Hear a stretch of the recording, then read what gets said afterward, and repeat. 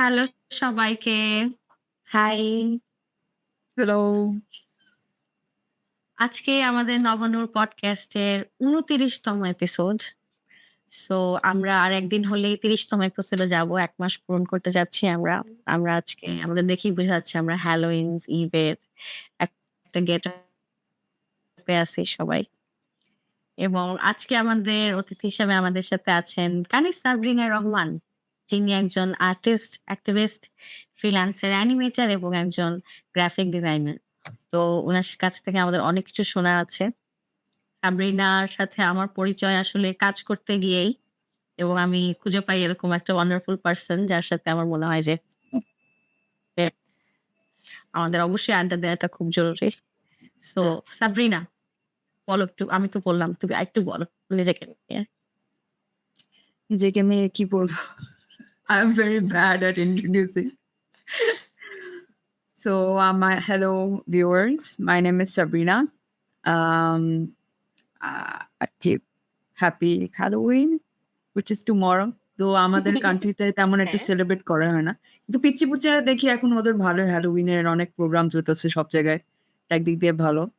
So Aroni আমাকে মাঝখানে knock করলো after a while and I was like, yeah, why not? This is a great idea. This is a good opportunity to talk about all the, women empowering women. It's a thing and it should be more spoken of in Bangladesh. And it's 2024. সবাইকে আরো yapping করা উচিত। সবার ইয়াপটা শোনা উচিত। যেটার মধ্যে আমার পিএইচডি পাইতে পারি। I'm very good at yapping. Wow! Wow! বাহ! আচ্ছা, তারপর আমরা সাবরিনার একটু ছোটবেলায় ফিরে যাই আসলে। ওর জন্ম কোথায় বা হচ্ছে Okay. ও কোন শহরে বড় হয়েছে, ওর স্কুল, কলেজ, ইউনিভার্সিটি। আমরা একটু ওই গল্পটা আগে শেষ করি। Okay. So আমি born and raised in Dhaka. তারপর ঢাকায় প্রথম ৩ বছর কাটানোর পর আমি আবার 3 বছর আমার বাবা দুবাইতে সেটেল হওয়ার চিন্তা ভাবনা করে। তারপর আমরা ছোটবেলায় সবাই মিলে মুভ হই। সো ওইটাতে অবভিয়াসলি মানে আমি তো ছোট ছিলাম। আমার তো জাস্ট ইংলিশও তখন ঠিকমতো বলতে পারি না। এবিসিও ঠিকমতো পারি না। বাংলাটাই পারি। এমন একটা শহরে গেলাম, এমন একটা দেশে গেলাম যেখানে ওরা জাস্ট আরবি আর ইংলিশ বলে। আর টিচার আমার বাবাকে বলতো যে ওর সাথে যখন কমিউনিকেট করার চেষ্টা করি ও খালি বাংলায় কথা বলে। আমি কিছু বুঝি না কি বলে। আচ্ছা। সো ওইটার প্যারা নিয়ে পরে আমি আস্তে, আস্তে ইংলিশটা ভালো করলাম। মানে সবার সাথে কমিউনিকেট করতে পারলাম। অ্যান্ড থ্যাঙ্কফুলি আমি যে স্কুলে ছিলাম, ওই স্কুলে বাঙালিও ছিল। সো ফ্রেন্ডস বানাইতে পারছি। কালচার শক্ত হয়েছে obviously কালচার শক্ত হয়। তারপর ওখানে দুবাইতে ৩ বছর থাকার পর আমাদের একটা খারাপ একটা মানে দুর্ভাগ্য হয় যে একটা ফ্যামিলি অ্যাক্সিডেন্ট হওয়ার পর আমার বাবা মারা যান। তারপর আমাদের বাংলাদেশে ফিরতে হয়। আর বাংলাদেশেই মানে ওই আমি ৬-৭ বছর ছিলাম যখন ফেরত আসছি। তারপর এত বছর আমি বাংলাদেশে ছিলাম until 2021 যে আমি ফাইনাল ডিসিশন নিয়েছি যে স্পেনে যাব। আর স্পেনে মানে স্পেনে যাবো, মাস্টার্স করব। There were way too many people against this decision. আর অনেক ছোটখাটো যেটাকে আমি বলবো chosen family আমার কয়েকটা ক্লোজ ফ্রেন্ড আছে। আমার যতগুলি পাগলা বুদ্ধি থাকে ওরা সব কয়টাতে বলে, "হ্যাঁ, করো, বেশি করে করো। তোমার থেকে আমরা শিখবো, তোমার থেকে ইন্সপিরেশন নিবো।" ওরাই আমাকে শেষমেশ সাপোর্ট করে পরে আমি গেলাম। মানে আমি আমার আম্মুর হ্যাঁতে পাল্টায় পরে আমি ফাইনালি ডিসিশনটা নিলাম আমি স্পেনে যাব। তারপর স্পেনের সব মানে যে টাইমে আমি যাই টিপিক্যালি আমরা যে কান্ট্রি থেকে আসি বাংলাদেশ থেকে মোস্ট বাংলাদেশি প্রেফার করে কোথায় যেতে? কানাডা, আমেরিকা, ইউকে, অস্ট্রেলিয়া এরকম ইংলিশ স্পিকিং কান্ট্রিজে বেশি প্রেফার করে। কারণ আমাদের এমনিতেই আমরা ২ টা ল্যাঙ্গুয়েজ আমাদের মানে ছোটকাল থেকে আমরা শিখছি। হিন্দিটাও আমরা উর্দু ওটা হলো টিভি থেকে মিডিয়া থেকে শিখে গেছি। আবার আরেকটা ল্যাঙ্গুয়েজ শিখবো, ওইটাতে আবার এফোর্ট দিব, আরেকটা কালচার শিখবো। এটা অনেক ওভারওয়েলমিং হতে পারে। সো আমি ফার্স্ট ডিসিশন আমি স্পেন নিয়েছিলাম কেন? আমি মানে অনেকে মনে করতো যে আমি football fan somehow Barca Likud. But I am nowhere near being in football and sports. So আমি ওই ইন্টারেস্টটা এখন মানে some people were even mad যে তোমার উপর লস গেল যে তুমি এটার ফ্যানও না, তুমি ওই দেশে যেতেছো শেষমেশ। এখন ওটা কিছু বলার ব্যাপার না। আমি তো পছন্দ ছিল যে আমার মাস্টার্স যে প্রোগ্রামটা ছিল which was stop motion animation. So আচ্ছা। Like most people. মাস্টার্সে যাওয়ার আগে কি তুমি একটু অনার্স নিয়ে পড়বা? না অনার্স এন্ড কলেজ Okay. কলেজটাও কিন্তু ইম্পর্টেন্ট হ্যাঁ, আমাদের কলেজ জীবনে। আর অনার্সটা। So হ্যাঁ, একটু ব্যাকে আসো। okay. So college life মানে মানুষ যেমন বলে যে আমার স্কুল কলেজ লাইফ খুব মনে পড়ে, খুব খুশি হ্যাপি মেমোরি। আমার মনে পড়ে না। আমারও পড়ে না। Thank God. I'm not alone in this. No, I'm not আমিও alone in আছি this. তোমাদের সাথে। Thank God. So স্কুলটা আমার মানে আমি যে ধানমন্ডি এরিয়াতে ছিলাম তো, সো স্কুলে আমার ধানমন্ডিতেই হয়েছে। আমি গ্রিন জেন্স ইন্টারন্যাশনাল স্কুলে ছিলাম। মানে ক্লাস 5 থেকে 9.5 ইয়ারলি পর্যন্ত ছিলাম। কিন্তু আমার যেমন স্কুলের লাইফটা এত ভালো ছিল না, কারণ স্কুলে I got bullied. অ্যান্ড আমার কালচার শক অবভিয়াসলি, মানে আমার বাবা হারানোর পর ওই মেন্টালিটি নিয়ে আমি বাংলাদেশে আসছি, আমি কাউকে চিনি না। আবার যে স্কুলে ঢুকছিলাম, majority of the kids were like যে ছোট কাল থেকে সবাই একসাথে ছিল, ওরকম ছিল। আমাকে একটু আউটসাইডার মতো লাগতো। তুমি নিউ কিড ছিলে। নিউ কিড ছিলাম আর তেমন একটা মানে অকওয়ার্ড ছিলাম।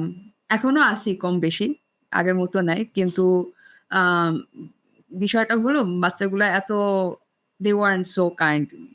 আমি কিন্তু ওইটার আগে তবে ১ বছর or less than 1 year আমি রেডিয়ান ইন্টারন্যাশনাল ছিলাম। রেডিয়ান স্কুলটা তখন এত ছোট ছিল, জুনিয়র সেকশন। কিন্তু স্কুলটা it was full of love. আমার ক্লাসমেটরা এত নাইস ছিল আর এত কাইন্ড ছিল। আমি রেডিয়ান্টে পড়তে চেয়েছিলাম, কিন্তু পরে একটা ডিসিশন নিয়ে পরে আম্মু আমাকে গ্রিন জেমসে ঢুকালো। ওই গ্রিন জেমসে অনেক বছর ছিলাম। I was not happy per se. তারপর and I was not a good student nowhere, because আমার আরেকটা কথা হলো আমি dyslexic. So টিচার যদি সেরকম ইন্টারঅ্যাকশন নিয়ে আমাকে না শিখায়, আমার ইন্টারেস্ট চলে যাবে। এক তো ডিসলেক্সিক, আরেক হলো ADHD. সো আমার ইন্টারেস্ট বসাতে, আমার ভালো স্টুডেন্ট হতে আমাকে অনেক বেশি এফোর্ট নিতে হয়েছে, অনেক বেশি মানে ইট ওয়াজ টাফ। আর তারপর তো ইউনিভার্সিটি ছিল, মানে আমি যে এই টাইমে মানে ব্যাপারটায় তুমি যে ডিসলেক্সিক আর ADHD আছে, এটা কি ছোটবেলাতেই ফাইন্ড আউট করেছো? তখন থেকেই কি একটা ফ্যামিলি এটা নিয়ে কনসার্ন ছিল যে তোমার পড়তে কষ্ট হচ্ছে, বুঝতে কষ্ট হচ্ছে, কোপ আপ করতে কষ্ট হচ্ছে? honestly if I have to be honest, মানে এমন ছোটকাল থেকে there is no one in like আম্মুর বাবার said no one I could look up to that studied higher studies, খুবই ব্রিলিয়ান্ট একজন, এমন কেউ নাই। সো এটা kind of it was normal. So আমি এত বুঝি না, আর মানুষও আশেপাশে সবাই তো আইডিয়া ছিল না ওই সময় যে ডিসলেক্সিয়াটা কি জিনিস। তো ওরা বলতো ডাল ব্রেন, ও পড়াশোনার দিক দিয়ে কাঁচা। এক্স্যাক্টলি। সো আম্মু কি করতো, যতবারই আমাদের একটা জিনিস যে that was a very good decision, যেটা এখনো আমি ক্যারি করতেছি, যে যতবার ছুটি হতো ততবার সে আম্মু আমাকে কোনো না কোনো একটা অ্যাক্টিভিটিতে ঢুকাইতো। যেমন আর্ট ক্লাসে ঢুকাইতাম, বাস্কেটবল ক্লাস করতাম। অনেক কিছু, অনেক ক্লাস আমি ভুলেও গেছি। এমন করতে এখন বড় অবস্থায় আমি এজন্য প্রোঅ্যাক্টিভ থাকি। মানে automatically that is kind of also like my coping mechanism to touch various hobbies that somehow interest me. So ওইটার পর O level 11 করলাম। O level that was মানে I was not a bad I wouldn't say those were bad years, because আমি O level business subjects পড়ছি। A level I studied law and government and politics. Wow, interesting. হ্যাঁ, carry on. So মানে অনেকে আছে যে ছোটকাল থেকে lawyer হতে চায়, এরকম একটা চিন্তা থাকে যে আমি মরে যাব। মানে ওদের একটা প্যাশন থাকে। কিন্তু আমি ওই টাইমে নিয়েছিলাম কারণ A levels এর লয়ার ২ টা ইউনিট ছিল। আর আমি মনে করছিলাম কোনো একটা বিজনেস সাবজেক্ট কিছু একটা নিব। কিন্তু আমি যেই London college of legal studies এ ছিলাম কলাবাগানে। সো টিচার্সরা আমাকে কনভিন্স করায় ফেলছে যে গভর্নমেন্ট এন্ড পলিটিক্স খুবই একটা ইন্টারেস্টিং সাবজেক্ট। এটা তুমি যদি নাও, সামহাউ তুমি যদি ইফ ইউ কন্টিনিউ এটা তোমাকে খুব মানে সহযোগিতা করবে, হেল্প করবে। হ্যাঁ, ওইটাই। সো A levels এর দিকে মানে A levels এর শেষের দিকে I was kind of like an okay student at that point. কিন্তু A levels এর যে টাইমে আমি A levels টা দিতে যাই, law and government and politics, ওই টাইমে ব্যাক টু ব্যাক আমার নানু মারা যায়। মানে নানু মারা যায়, ২ মাস পর নানা ভাই মারা যায়। আর আমার নানু আমার একদম ক্লোজেস্ট একটা মানুষ, favourite person in the family. আর নানু সবাই জানে আমিও নানুর ফেভারিট, এমন একটা বন্ড ছিল। সো আমি ইমোশনালি আমার অনেক খারাপ অবস্থা ছিল। আমি সামহাউ গভর্নমেন্ট অ্যান্ড পলিটিক্স এর 4 টা ইউনিট কেমনে জানি আমি পাস করলাম। আমি নিজেও বলতে পারব না। তো লটা আচ্ছা। I didn't make it. So then I had to take another like accounting or something to at least qualify for UGC requirement for university. And university level এ যখন মানে ফার্স্ট এ চিন্তা ছিলাম যে আমি হয়তো জার্নালিজম বা ইংলিশ বা এমন যে সাবজেক্ট আমি ভালো করছি ওটার মধ্যেই যাব। বিকজ লতে যদি একবার আমি মানে এভরিওয়ান নোজ যে লতে সিরিয়াস মেন্টাল জিমন্যাস্টিক্স করতে হয়, অনেক কষ্ট, তোমার সোশ্যাল লাইফ থাকবে না, অনেক পড়াশোনা করতে হয়। সো ওই লাইফে আমি এমনিতেই আমার মেজাজ মানে আমার মেন্টাল অবস্থা ছিল না। আমিও মেনে নিছি ওকে ঠিক আছে লতে ঢোকার দরকার নেই। তারপর শেষমেশ মানে গ্রাফিক ডিজাইন ঠিক করলাম। তারপর শান্তমার এমএ 4 বছর গ্রাফিক ডিজাইন পড়াশোনা করলাম। এই তো। তুমি তারপর ছোটবেলা I was থেকেই very ছবি lucky. আঁকতে? হ্যাঁ, মানে স্কুলে থাকতে আমি আর্ট ক্লাস করতাম। আর আর্টের যে সময় স্কুলটা ছিল আমার টিচারটা she was so nice because আচ্ছা। আমার স্কুলের আর্ট টিচার কিন্তু she would discourage what I draw because হ্যাঁ। আমি কার্টুন অ্যাডিক্ট টাইপের একটা মানুষ ছিলাম। আমি 24 ঘন্টা পারলে আমি দেখতে পারি নিকেলোডিয়ান, হে আর্নল্ড এগুলি দেখতাম বেশি। সো উনি যখন আমাকে ওই গ্রামের দৃশ্য আঁকতে বলতাম, ওই ক্যারেক্টার গুলো আমি কেমনে জানি কার্টুন একটু হয়ে যেত। And she hated that. But হ্যাঁ, আর্ট টিচারটা পছন্দ করতো। He was like, "হ্যাঁ, এক্সপ্লোর করো। হ্যাঁ। তুমি এটা এমনে করো না।" সে কিন্তু ভালো মানে তোমার যেটাকে বলে um what's the বাচ্চার যে কি নিজস্বতা আছে সেটাকে সে অনেক বেশি সাপোর্ট করতো বা হ্যাঁ, সবার তো নিজের একটা স্টাইল যে বিল্ড আপ করতে পারি না আমরা এখনো এসে কেন? কারণ আমার কাছে মনে হয় ইনস্টিটিউশন গুলো ওই একই ফরম্যাটে গ্রামারটাই শিখায়। আমাদের কিছু স্ট্যান্ডার্ড আছে যে অমুক আর্টিস্টের মতোই হইতে হবে। সো নিজের হ্যাঁ, এক্সাক্টলি। স্টাইলটা বাচ্চারা কিন্তু বানায় উঠতে পারে না সহজে। হ্যাঁ, হ্যাঁ, হ্যাঁ। এক্সাক্টলি। আর টিচাররা মানে অনেক টিচার আছে, ওদের একটা সিস্টেম আছে যেভাবে পড়াশোনার মানে মাদাতার আমলের এক সিস্টেমেই চলে। ওই কনস্ট্রাকটিভ ক্রিটিসিজমটা সেভাবে বাচ্চাদের বুঝায় বলতে পারে না। এজন্য বাচ্চারা অফেন ডিসকারেজ হয়ে যায় যে আমি আঁকতে পারি না। এমনও বাচ্চা আছে অনেক ব্রিলিয়ান্ট আঁকতে পারে কিন্তু ওরা পারসিউ করে না কারণ সোসাইটি অফ কোর্স সেরকম এনকারেজমেন্ট পাওয়া অনেক কঠিন হয়ে যায়। সো ইয়া তারপর তো গ্রাফিক তো ডিজাইন I তুমি was very যখন lucky. গ্রাফিক ডিজাইনিং এ ঢুকছো ল থেকে এই শিফটটায় ফ্যামিলি কি চিন্তা করছে? They were like তুমি চালায় যেতে পারছো, তুমি পাস করছো, you're going forward. They were actually আচ্ছা। kind of content বাহ! somehow. আচ্ছা। হ্যাঁ, এটা আমার এখনো এটা অনেকে ভালো যে ততদিনে ওরা বুঝছে। হ্যাঁ, হ্যাঁ, এখনো অনেকে মানে অনেক ফ্যামিলির মুরব্বি মানুষ অনেকজন আছে যে লটা কেন ছাড়লা? ইস! ফ্যামিলিতে একটা লয়ার হতো।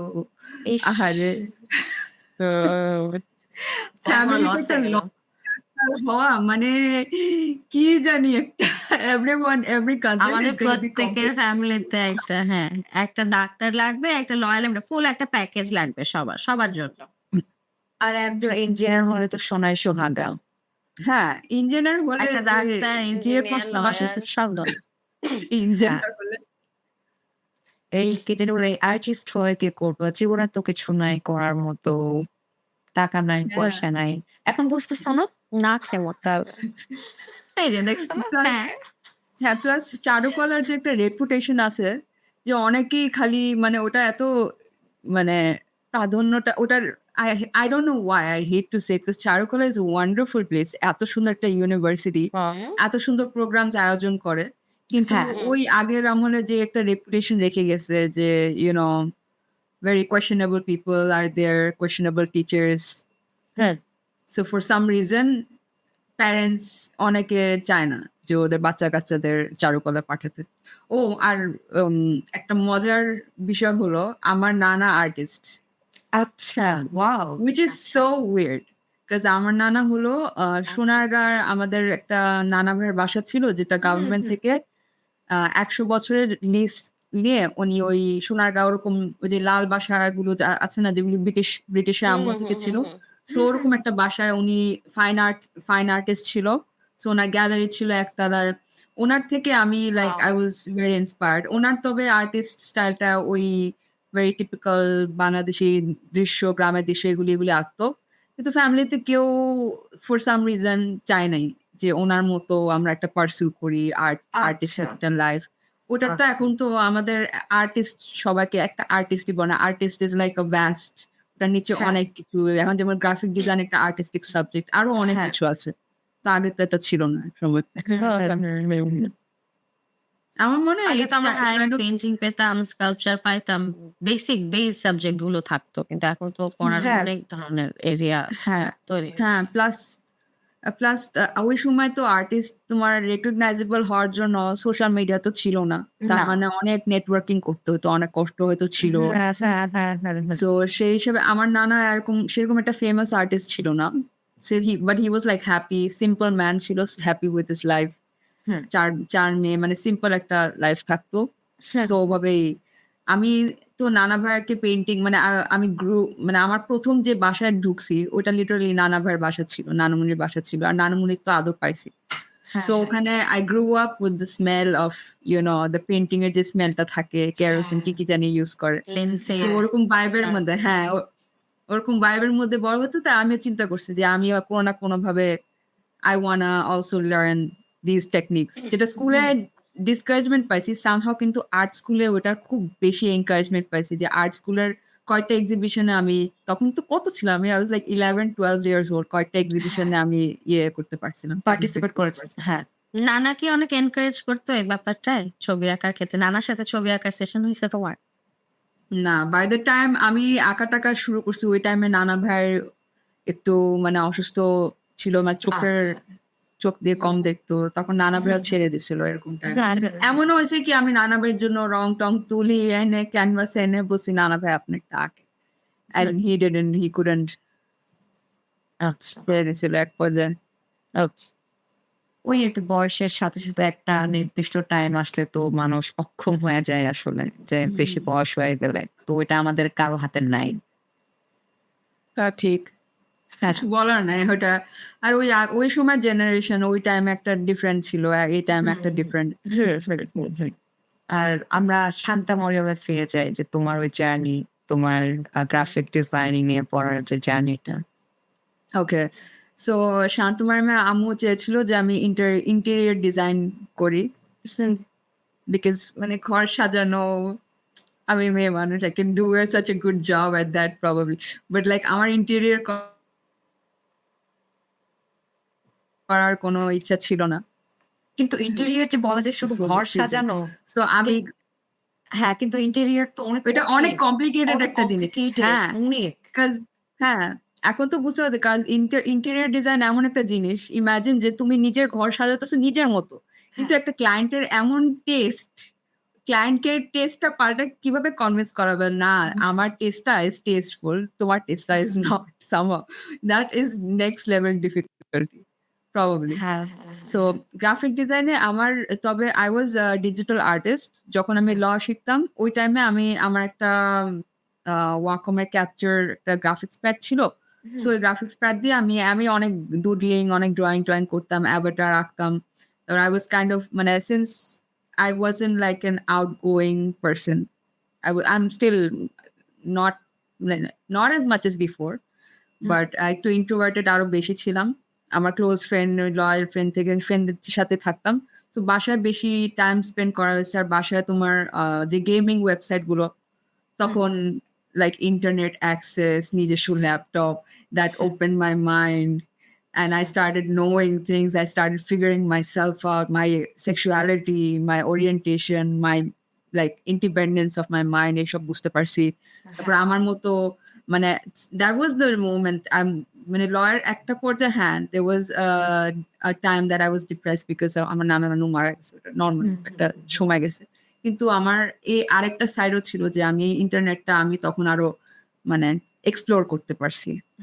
তখন ডিজিটাল আর্ট জিনিসটা বুঝতে পারছি জিনিসটা কি। তারপর ওটার থেকে আমি মনে করছিলাম যে শান্ত আরামে ঢুকে আমি ওটার থেকে ডিজিটাল আর্টিস্ট মানে একটা ক্যাটেগরিতেই ঢুকে যাব, ডিজিটাল আর্টিস্টই হব। তো আমার কপাল কেমন যে 5th সেমেস্টার থেকে 6th সেমেস্টার গেলাম, তখন 5th সেমেস্টারে ডিজিটাল ইলাস্ট্রেশন ওরা আনছে। মানে আমার পুরা ওয়াকম ট্যাবলেটটা একবারও ইউজই করা হলো না আমার 4 বছরে। আমার কপালটাই খারাপ। এজন্য আমার জুনিয়র্স গুলো এখন ওরা এত ট্যালেন্টেড, জুনিয়র্স গুলো এখন আইকা-টেকা ওরা নিজেদের ব্র্যান্ডও খুলে ফেলছে। UX, UX ডিজাইনের কোর্সও পেয়ে গেছে। একটু জেলাস লাগে যে আমি এটা মিস করলাম। হ্যাঁ, স্বাভাবিক না যে তুমি যেটা করবা ভাবছো বা হচ্ছে যে একটা আশা ছিল যে ওই ইউনিভার্সিটি গেলে মনে হয় আমি এটা পাবো। কিন্তু হয়ে উঠে নাই, ওখানে নাই। যে কেন কি আর পরবর্তীতে করার? নিজে তুমি চেষ্টা করছো ওই কাজগুলা নিজে আরো শেখার বা জুনিয়রদের সাথে কোলাবোরেট না করার? বাই দেন কজ আমার নাকি এটা মানে হয়ে ওঠে আমি নাই? না কারণ আমার একটা জিনিস যেটা আমি পরে আরেকটা আর্টিস্ট ফ্রেন্ডের সাথে কথা বলে আমি এটা হুম, বের করতে পারলাম। যারা একটা প্যাশনেটলি একটা আঁকা-ঝাঁকা করে ওরা প্যাশনেট একটা প্যাশনটা থাকে। তো হুম, ইউনিভার্সিটি ঢোকার পর ইউনিভার্সিটি তোমার ব্রেইনটা কেমনে জানি কমার্শিয়ালাইজ এর জন্য রেডি করে ফেলে তোমার স্কিল গুলা। আর একবার যখন তুমি হুম। কোম্পানি কমার্শিয়ালাইজ চাকরিতে ঢুকে যাও তোমার প্যাশনটা কিন্তু সেরকম থাকে না।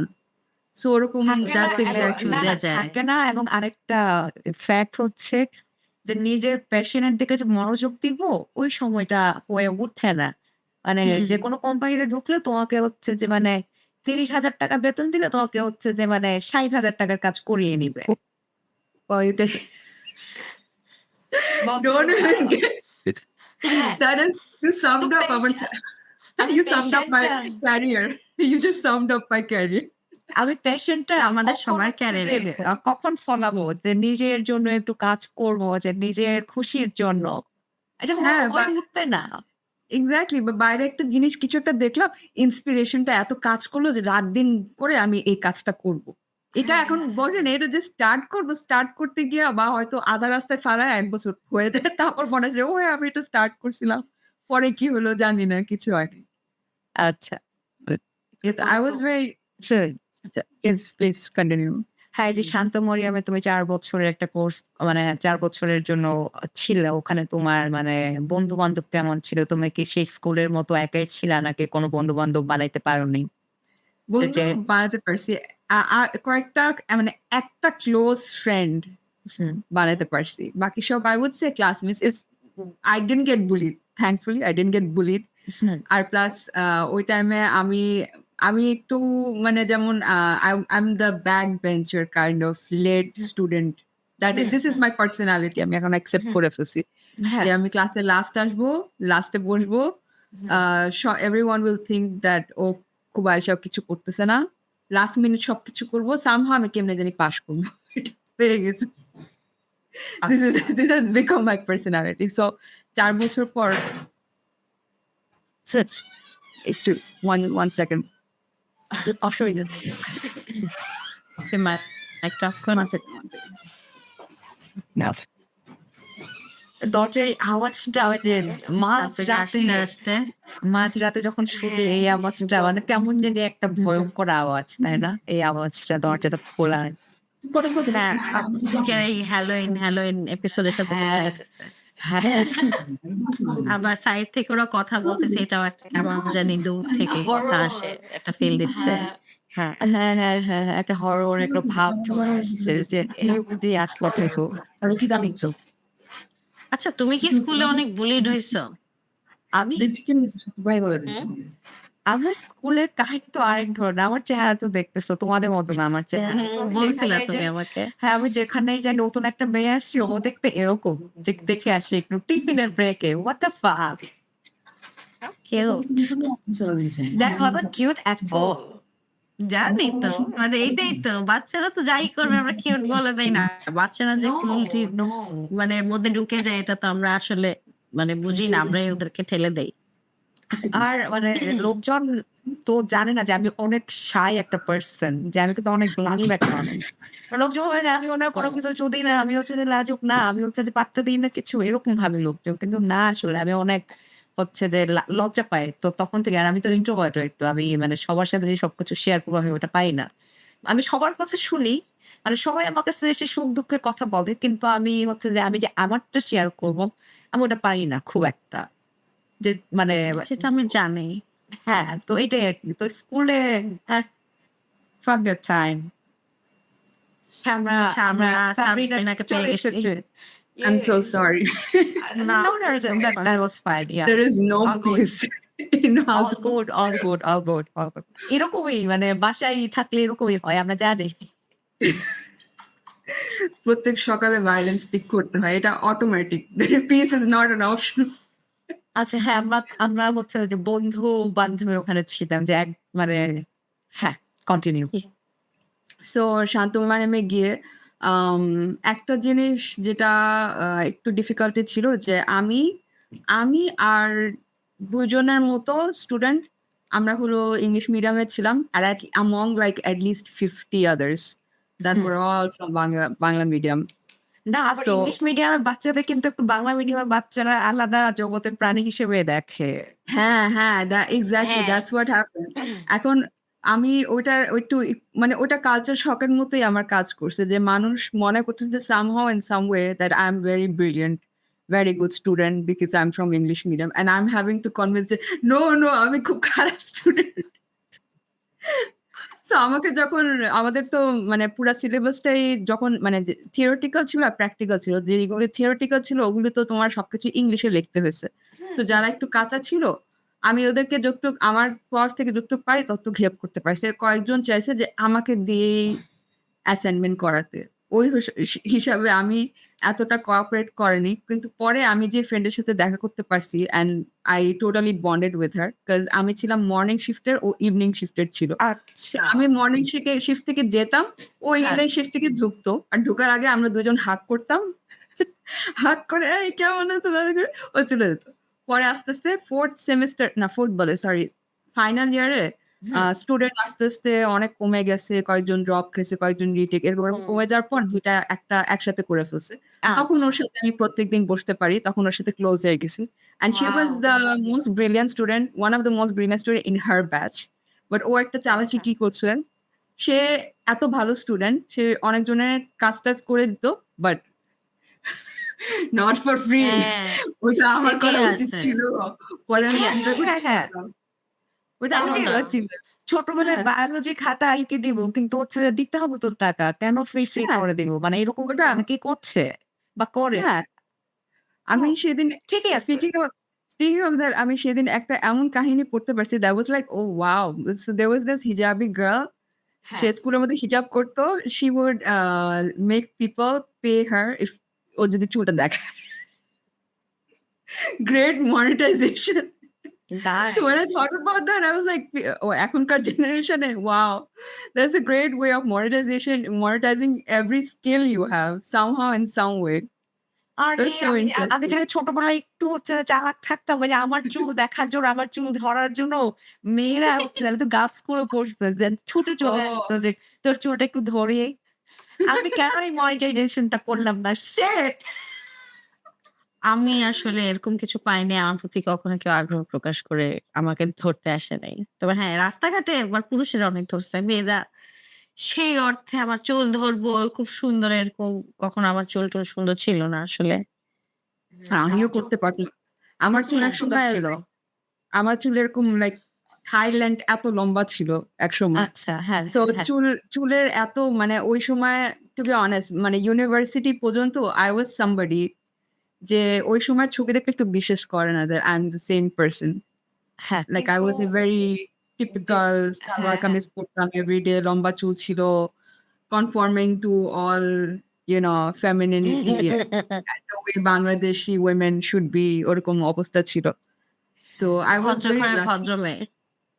Exactly. So I was to be honest, I was very lucky যে আমাকে ইউনিভার্সিটি গ্র্যাজুয়েট হওয়ার পরপরই আমাকে ইয়ে মানে ইন্টার্নশিপ খোঁজা লাগেনি।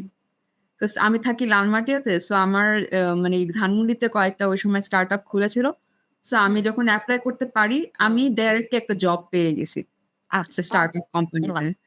আর ফার্স্ট যে স্টার্টআপ কোম্পানিতে জয়েন করছি, though it is পরে ওই স্টার্টআপ কোম্পানিটা পরে বন্ধ হয়ে গেছে। আমি এখনো আচ্ছা। ওদের সাথে কনট্যাক্টে আছি। কারণ that was like the beginning first company R hmm. everyone were like সমান বয়সী মানুষ ছিল কম বেশি। হ্যাঁ, হ্যাঁ, সবাইকে অনেক আগের থেকে ফ্রেন্ডস ছিল।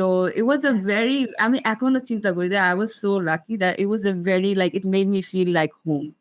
আচ্ছা আমাকে যে নিজের মানে বাসার থেকে আমার ল্যাপটপ আমাকে ওখানে গিয়ে ৩ তলা বেবে ল্যাপটপ আমি এনে কাজ করতাম। কিন্তু আমার কোন সময় খারাপ লাগতো না। 'Cause I felt so good there. Everyone was so nice to me. হ্যাঁ, হুম, হুম, হুম। So first কোম্পানিতে I'm very lucky. I would হ্যাঁ, say I'm সেটাই very যে lucky. মানে ফার্স্ট কোম্পানির এক্সপেরিয়েন্স হচ্ছে যে খুবই সুন্দর একটা এক্সপেরিয়েন্স। এটা হচ্ছে সবার ক্ষেত্রে হয়। মানে সবাই খুব ইন্টার্নশিপের ক্ষেত্রে স্ট্রাগল কিন্তু করে। একদমই না। হ্যাঁ। সবাই খুব মেন্টালি এটা স্ট্রাগল করে এই আরকি। এরপর তোমার ওই মানে মানে হ্যাঁ, শান্তা মরিয়মের জার্নি শেষ করে তুমি পরে নতুন একটা কোম্পানিতে জয়েন করেছো। এরপরে আমরা এখন তোমারই হচ্ছে যে স্পেনে চলে যাই। Okay. So, দাঁড়াও, let me shorten হ্যাঁ, this হ্যাঁ। part. that was ওটা থেকে ওটা আমি 2017 এর দিকে ফার্স্ট জয়েন করলাম। তারপর ওটা থেকে 4 বছর আমি অনেকগুলি কোম্পানি জয়েন করলাম, আবার ছাড়া এরকম একটা ই-কমার্স জয়েন করলাম। I worked in চাল ডাল for 1 year. Then না, we are একটু বেশি। How was it? How was the এই experience about তোমাদের চাল ডাল? বাসায় কি রেশন ফ্রি দিত? এটা আমি জানতে চাই। Don't say this now. No, you know what? Even though I named this, but ওই টাইমে there was this thing that 1 ঘন্টায় ডেলিভারি হয়। আর আমি নিজস্ব ডিজাইন করতাম এই পোস্টগুলা। পরে আমি তাই? একদিন ও। চিন্তা করলাম যে 1 ঘন্টার ডেলিভারি, আচ্ছা দেখি আমি বাসায় অর্ডার দিই। বাসায় যখন অর্ডার দিতে গেছি দেখি ডেলিভারি স্লট কালকে পরশু। And I'm like, হ্যাঁ, এটা I am হয়, part এটা of হয়। this lie. I did this. আরে ঢাকা শহরে তো আমি তো ওই যে আমি আউটগোয়িং পারসন বলবো কি বলবো না মানে একটা টাইমে ছিল কিন্তু পরে একটু বড় হওয়ার পরে যে আমার আর বাইরে বের হতে ভালো লাগে না। যে আমি ওটা এনজয় করিনি। তো চাল ডাল আমার জীবনে খুব বিশাল বড় উপকার করছে। যে আমার যখন আমার এখনো করে আসতেছে। হ্যাঁ, যখন যা লাগতেছে আমি চাল ডালেই দিয়ে দিচ্ছি এটা কিন্তু আমরা প্রমোশন করছি না চাল ডালের বাই হ্যাঁ, দ্যা ওয়ে। প্রমোশন করছে না। কথার থেকে হ্যাঁ। চলে আসছে। যে চাল ডাল আমার জীবনে মানে ঢাকায় ওতপ্রোতভাবে জড়িত ছিল। যে যাই লাগতেছে চাল ডাল ইস দেয়ার। প্লাস কিন্তু ই-কমার্স আমি হিসাবে অন্তত এটা one of the expect first করছিলাম grocery যে তোমাদেরকে company. চাল-ডাল অন্তত ওরা দেয় বেতনের সাথে। রেশন দিয়ে হ্যাঁ, যে ঈদে আমার অথবা অনেক হচ্ছে যেকোনো এক্সপেকটেশন ছিল। প্রোগ্রামে যেকোনো হচ্ছে যে হ্যাঁ। কোনো ওদের বোনাসে কোনো গিফট দিত না এরকম গ্রোসারি? হ্যাঁ, বোনাস দিত। গ্রোসারি না, অনেক সময় আমরা ফ্রি স্টাফ মাঝে মধ্যে কলিগরা পাইতো, সবার সাথে শেয়ার করত। হ্যাঁ, to যেগুলো be দেখতে honest, ওভার হয়ে যাচ্ছে ওই টাইপের free staff. no, not exactly না। It's like taste testing অবস্থা যে দেখি তো, এটা সেল আচ্ছা। দিতেছে, ট্রাই করে দেখি। সো এই হিসাবে আমরা মানে চাল-ডাল it was I would say হ্যাঁ। mixed, good and bad experience both. হুম, কিন্তু চাল-ডাল যে সিস্টেম একটা মানে এক্সাম্পল হিসেবে দিতেছে as an e-commerce, I think সব company should follow that. 'Cause চাল-ডাল অনেক কন্ট্রাক্ট থাকে, অনেক কোম্পানি থাকে গ্রাফিক ডিজাইনারদের জন্য যারা কন্ট্রাক্ট দেয় না। বা কথা বলে দিব, পরে দেয় না। পরে বেতন বলে দিব, বলে দেয় না। এরকম মানে অনেক, আমাদের তো লেবার ল স্ট্রং না। তো সেই হিসাবে চাল-ডাল has been very like consistent. 'Cause ওদের তোমার চাল-ডালের যেমন অ্যাকাউন্ট আছে, যারা এমপ্লয়ি ওদের একটা সেপারেট, চাল-ডাল ওয়েবসাইটে ওদের একটা সেপারেট অ্যাকাউন্ট আছে।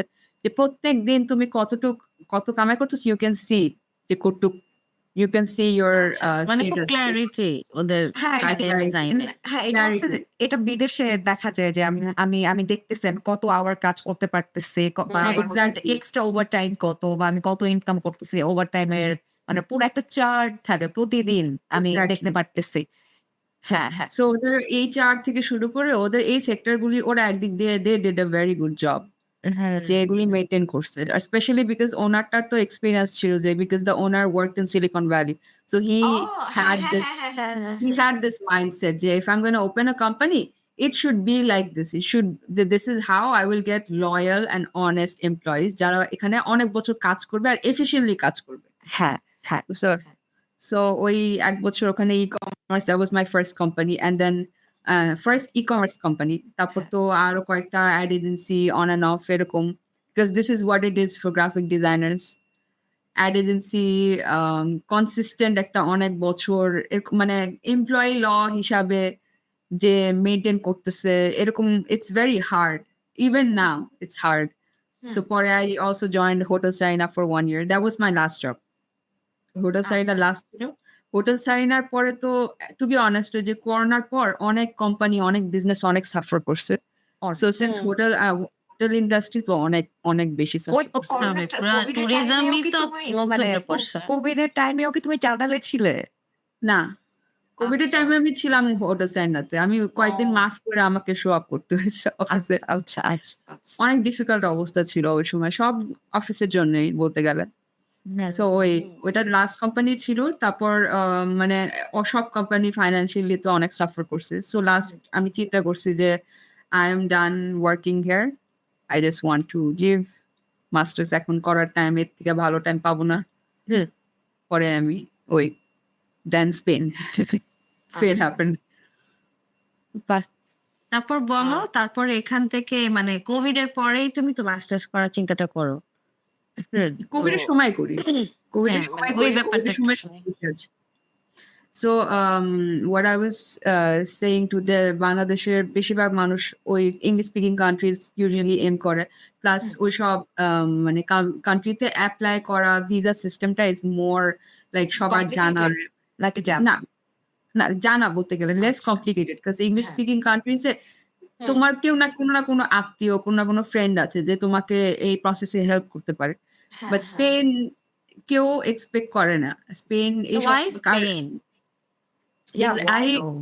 so first, so I like the masters. I like the masters. I like my university.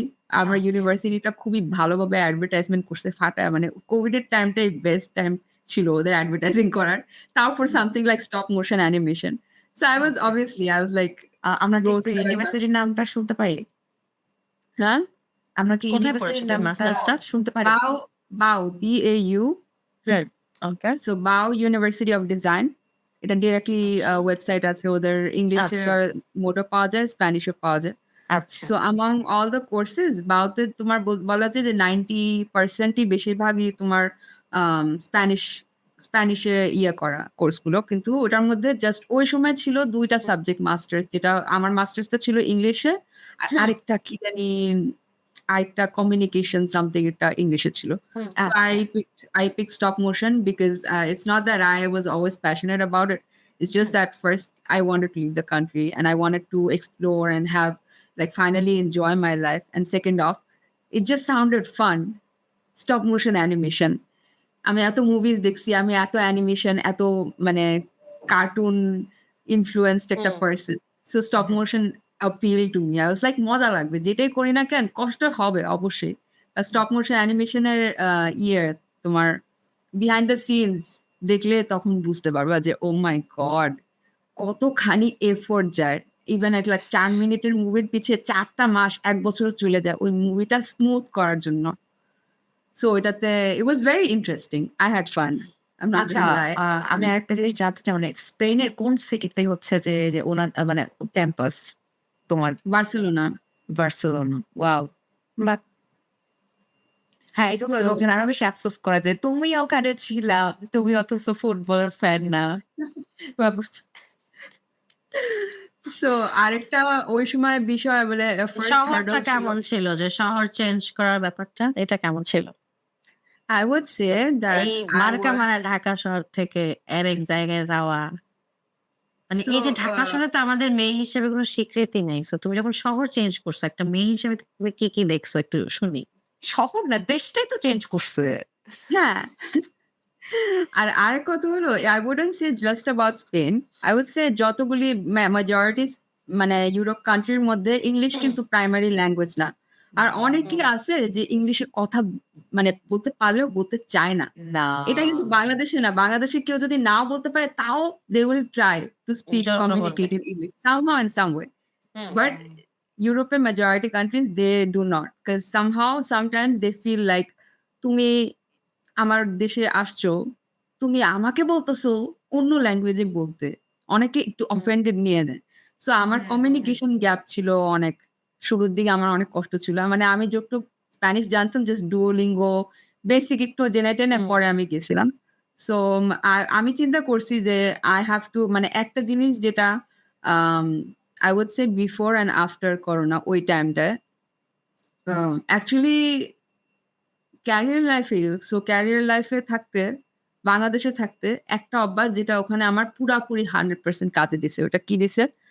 So আমি জাস্ট লাইক আমি বললাম যে আম্মু ছুটির সময় আমাকে ইয়েতে অনেক কিছু ভ্যারিয়াস হবিজ এ ঢুকাতো। হ্যাঁ, হ্যাঁ, এক্সট্রা কারিকুলাম অ্যাক্টিভিটিস। হ্যাঁ, সো একটা টাইমে I got into learning violin for 1.5 years alias Francisের। সো alias Francisের প্রত্যেক ৩ মাস পর একটা লিফলেট দিত full of all this free events, film festival, concert, এইটা সেটা, exhibition, all of them free.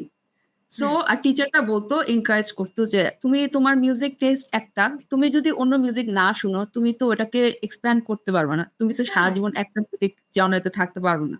আর তুমি যখন মানে ক্লাসিক্যাল মিউজিক মানে ভায়োলিন মানে ক্লাসিক্যাল মিউজিক, যখন আমি ঢুকছি তখন বলছে যে তোমার you should listen to more classical music related things.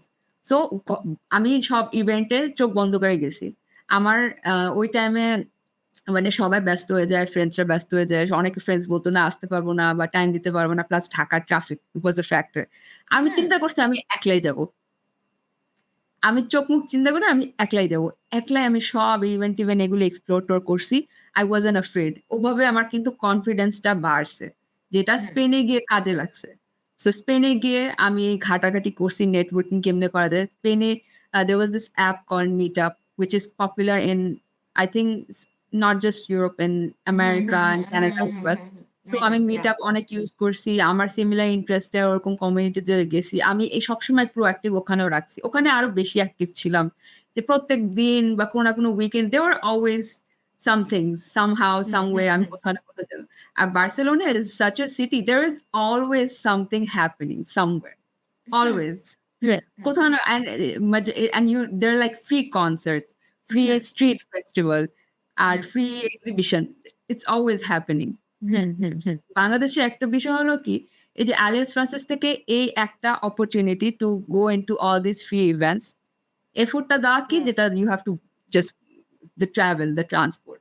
So I am lucky যে আলিয়াস ফ্রান্সিস আমার বাসার কাছে। দূরে হলে হয়তো আমি এই অ্যাক্সেসটা পেতাম না।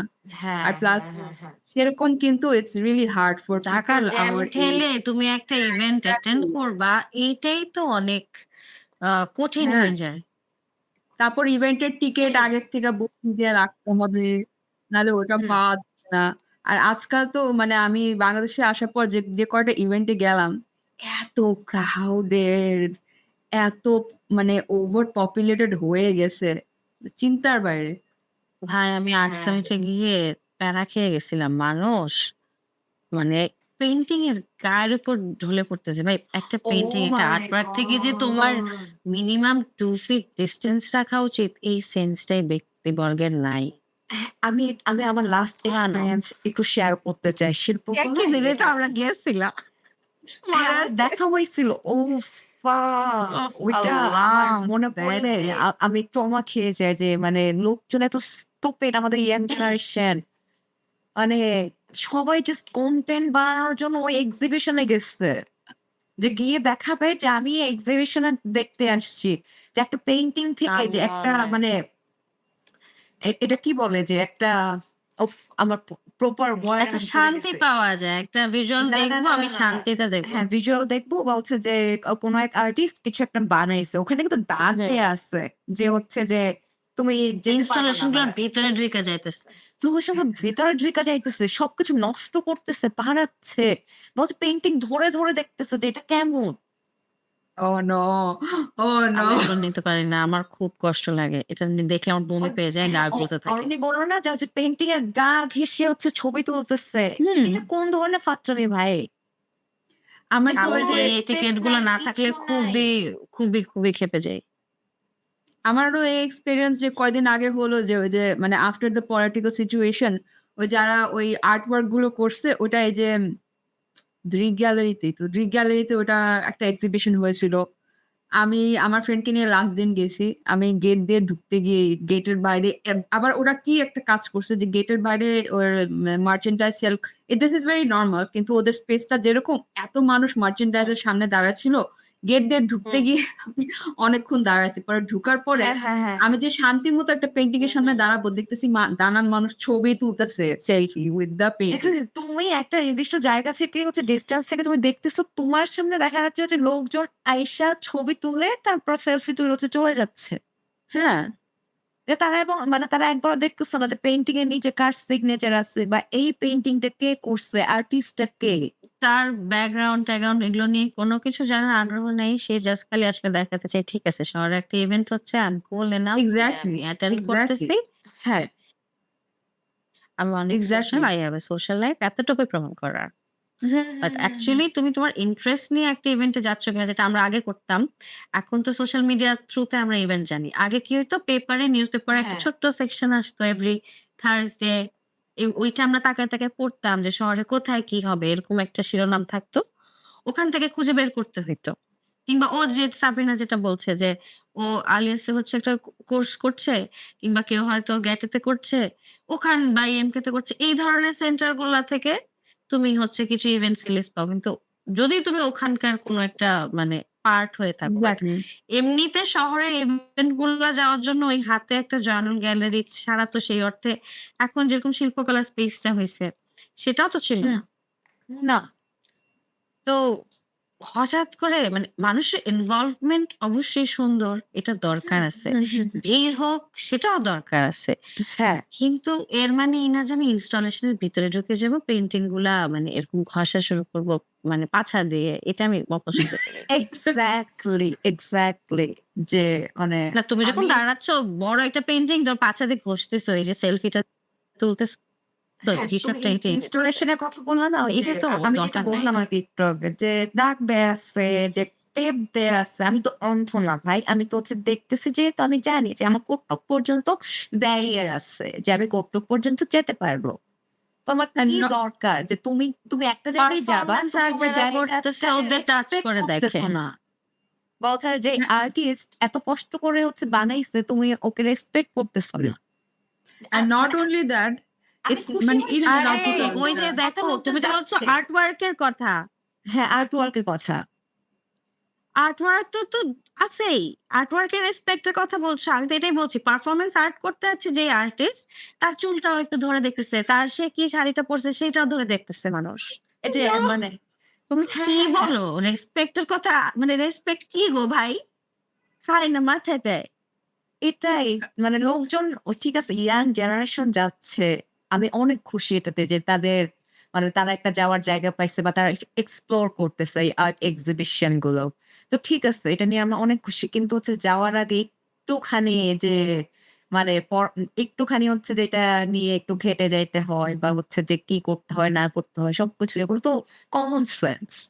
কমন কোর্টেসিটা নাই, নাই, না। নাই, নাই। না অ্যান্ড নট আমাদের অনলি ওখানে দ্যাট, ভলান্টিয়ার গুলো সচেতনও না যে সিকিউরিটির জন্য বা কেউ একটু শিখাবে। ঠিক আছে আমরা হচ্ছে ম্যাস স্কেলে আগে হয়তো এরকম এক্সপেরিয়েন্স করিনি।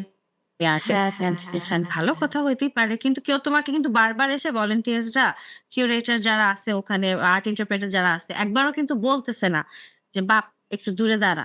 একটু পর এসে হুম, হুম, ধীরে তো শিক্ষিত করতে হবে। তুমি একটা হুম, কালচারে হুম। অভ্যস্ত না। তোমাকে অভ্যস্ত করার প্র্যাকটিস এ যেতে হবে। সেই প্র্যাকটিসটা আমি দেখতে পাই নাই। হুম, হুম, হুম। অ্যান্ড নট অনলি দ্যাট, হুম, মানে পুরা ইললজিক্যাল একটা জিনিস যে তুমি একটা আর্টের একটা ছবির সাথে আর্ট ওয়ার্ক এর সাথে তুমি সেলফিটা তুলবা। আর্ট ওয়ার্কটা তো হুম। আসতেছে না। ওটার মানে 2% আসতেছে তোমার পিছে। তো বুঝলো না যে এটা কোন ছবি সামনে তুললো। এটা না যে মানে ওই যে উনি যে মানে এখানে যে লেখা মোনালিসার সামনে তুমি একটা সেলফি তুলবা, you take it from a perspective যে পিছে আসছে। এই যে এদিকে হয়তো পিকচার। হুম, হুম, তো হুম। মোনালিসার একদম মাথার সামনে বরাবর যদি কেউ তুলে, কে বুঝবে যে এটা কি ছবিটা আসলে? What is this? কোন হ্যাঁ, লজিক নাই। ওরা কোনো সিকিউরিটি মানে মেইনটেন্যান্স নাই, কিচ্ছু নাই। যা ইচ্ছে তাই। তো ওই আরকি। আর মানে আমাদের ঢাকা শহরে মানুষজনের যাওয়ার এত জায়গার অভাব যে কতক্ষণ আর রেস্টুরেন্টে বসে থাকা যায়। তো হচ্ছে এরকম কোনো মানে আর্ট এক্সিবিশন হলে মানে যারা আছে তারা তো হচ্ছে যে পুরো করে চলে যাবে। হুম। আর ওরকম এটা তো স্বাভাবিক যে যাবে। কিন্তু ওরা তো সচেতন না। আমরা তো ছোটবেলা থেকে সচেতন না। বা আমাদের এক্সাক্টলি। পরিবার থেকে আমরা সচেতন না। আমাদের মানে আশেপাশের সার্কেলে যারা আছে, ফ্রেন্ড সার্কেল বা হচ্ছে যে এনভায়রনমেন্ট কেউ সচেতন না। তো এটা স্বাভাবিক। ওইটা তো এটাকে চেঞ্জ ওইটা করার আসলে দরকার। চেঞ্জ করতে হবে হুম। বা এই আরকি। ম্যানেজমেন্টও দায়ী। টু বি অনেস্ট, হ্যাঁ। ম্যানেজমেন্ট এটার মধ্যে সবচেয়ে বড় রেসপনসিবিলিটি কি থাকে? যেমন আমি যে স্পেনে ২ বছর ছিলাম, আমি তো অনেক মানে আমি আ এট লিস্ট আমি প্রত্যেক মাসের প্রথম সানডেতে free museum, you can go to any museums for free প্রত্যেক সানডেতে। সো আমার একটা মিউজিয়াম বাড়ি ছিল। সো মিউজিয়ামে যদি বেশি মানুষ থাকে তারা আমাদের দাঁড়া করে রাখতো যে এরা যাক তারপর তুমি ঢুকো। হ্যাঁ, হ্যাঁ। এটা খুব এটা যদি জরুরি। এটা যদি করে রাত দিন যতদিনই হোক, আচ্ছা মানে একটা এক্সিবিশন হলো, দে ক্যান ও আমাদের সবাই দেখতে পারে নাই, মানুষ আরো দেখতে চাচ্ছে, আমার আর একদিন বাড়ায় বা 2 দিন বাড়ায়। এটলিস্ট এক্সটেন্ড সবাই করব, ওই হ্যাঁ। এক্সপেরিয়েন্সটা পাক যে তুমি ভিতরে গিয়ে তুমি যা ইচ্ছে তা করো, ছবি তো যেটা করো। কিন্তু তুমি জানি শান্তি মতো করো, not that you are being pushed into যে 5 সেকেন্ডের মধ্যে ছবিগুলি দেখে তোমার যাইতে হবে। এর প্রেশারটা জানি না থাকে। হ্যাঁ, আর আমাদের দেশের পপুলেশন লোকজনের হচ্ছে থাকবে। পোলাইটনেস কমে গেছে বা হচ্ছে পোলাইট না না, আরো। কমে যায় না আপু, এটা ছিল না। ছিল না বা এটা শিক্ষা দেয়া হয় নাই বা হচ্ছে যে এটা নিজের থেকে হয়ে উঠে নাই। কারণ আমরা তো ছোটবেলা থেকে দেখতে শিখি। হ্যাঁ, আর হচ্ছে মানে আশেপাশের লোকজনের কাছ থেকেও শিখি। তো আমরা তো পিক করি যে আমি এটা নিবো ওর কাছ থেকে, এটা নিবো ওর কাছ থেকে। যে ওর এই হ্যাঁ, it's the আচরণটা আমার খুব ভালো লাগছে। আমি হচ্ছে যে ওরকম হওয়ার চেষ্টা করব। আমি এক্সাক্টলি। যতটুকু পারি। ইটস দ্য সেম অ্যাজ যেমন অনেক রেস্টুরেন্টে হয়তো জায়গা নেই, সিটের সামনে মানুষ দাঁড়ায় থাকে। হ্যাঁ। কিন্তু যেসব রেস্টুরেন্টের ম্যানেজমেন্ট ভালো, ওরা বসার জন্য একটা জায়গা রেখে দেয়। আপনি এখানে বসেন, আমাদের মানুষ আপনাকে ডাকবে যখন একটা সিট খালি হবে। হ্যাঁ, সো অথবা সিটের সামনে দাঁড়ায় হ্যাঁ, থাকার you don't have to do that. হ্যাঁ, অথবা আমি এখানে যখন কোন ক্যাফেতে কাজ করে দেখেছি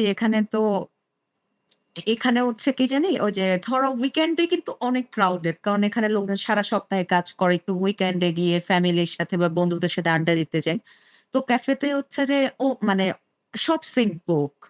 তো মানে ওখানে তো থাকে যে মানে একটা খাতা থাকে যে ওখানে সিরিয়াল ওয়াইজ যে আগে আসছে। হ্যাঁ, হ্যাঁ, যদি হচ্ছে যে মানে বসার যে সিট গুলো আছে ওগুলোও যদি ফিল আপ হয়ে যায় তখন বলে যে আপনাদের এত ঘন্টা পর্যন্ত মানে এ এত এত ঘন্টা পর আসতে হবে যে কারণ আপনাদের আগে আরো সিরিয়াল আছে। আপনারা অন্য কোথাও থেকে এক্সাক্টলি। ঘুরে আসেন।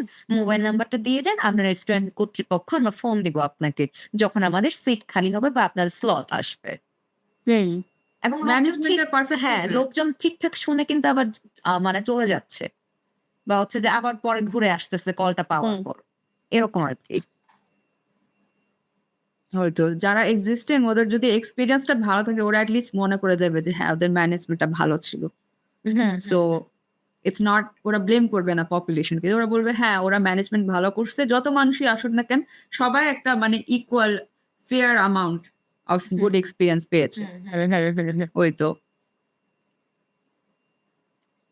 অনেকেই হয়তো বলবে যে আমরা আগে আসলে পোলাইট, মানে আমরাও যথেষ্ট পোলাইট অ্যান্ড ওয়ার্ম, বাট আমার ছোটবেলা থেকে বেড়ে ওঠার যে জায়গাটা সেটা আমাকে বলে যে না, আমরা আসলে সবসময় মুখে ফুটায় বলে আসছি আমরা অনেক পোলাইট আর ওয়ার্ম, বাট অ্যাকচুয়ালি এটা না। আমরা করতে পারি নাই। কারণ সব পর্যায়ে পারি নাই। ইনফ্যাক্ট শহরে আসলে যত মানুষ ঢুকছে, মানুষ আরো ক্র্যাঙ্কি হইছে দিনকে দিন। এটা দিনে হ্যাঁ, কমে হ্যাঁ। আসছে। না আমি এখানে আরেকটা মানুষের জিনিস টলারেন্স এড অনেক করি। কমে গেছে। আরেকটা জিনিস বলো, এড বলো। করি। ছোটবেলায় যখন মানে এটা অনেকের ফ্যামিলিতে কিন্তু দেখা যায় যে আত্মীয়স্বজন আইসা কিন্তু খাইছে বা হচ্ছে যে একটা আয়োজন করছে। হুম। আত্মীয়স্বজন যখন চলে যাচ্ছে দিন শেষে কিন্তু ঠিকই আমার মা, খালা ওরা বলতেছে, "ইস! এতগুলো লোক আসলো একটু কিছু করলও না। এটা কোন ধরনের? আমার বাসায় তো আমি হোস্ট করছি।" আছে, এগুলো আছে। সবসময় এই জিনিসগুলো থাকবেই। যে ও বেশি খাইছে, আমাদের ও বাসায়ও তো কম হইছে। খাইছে। আমাদের বন্ধুরা হচ্ছে বাসন মেজে যায় না। এই দুঃখ তো আমাদের আছেই। Oh, don't even go there.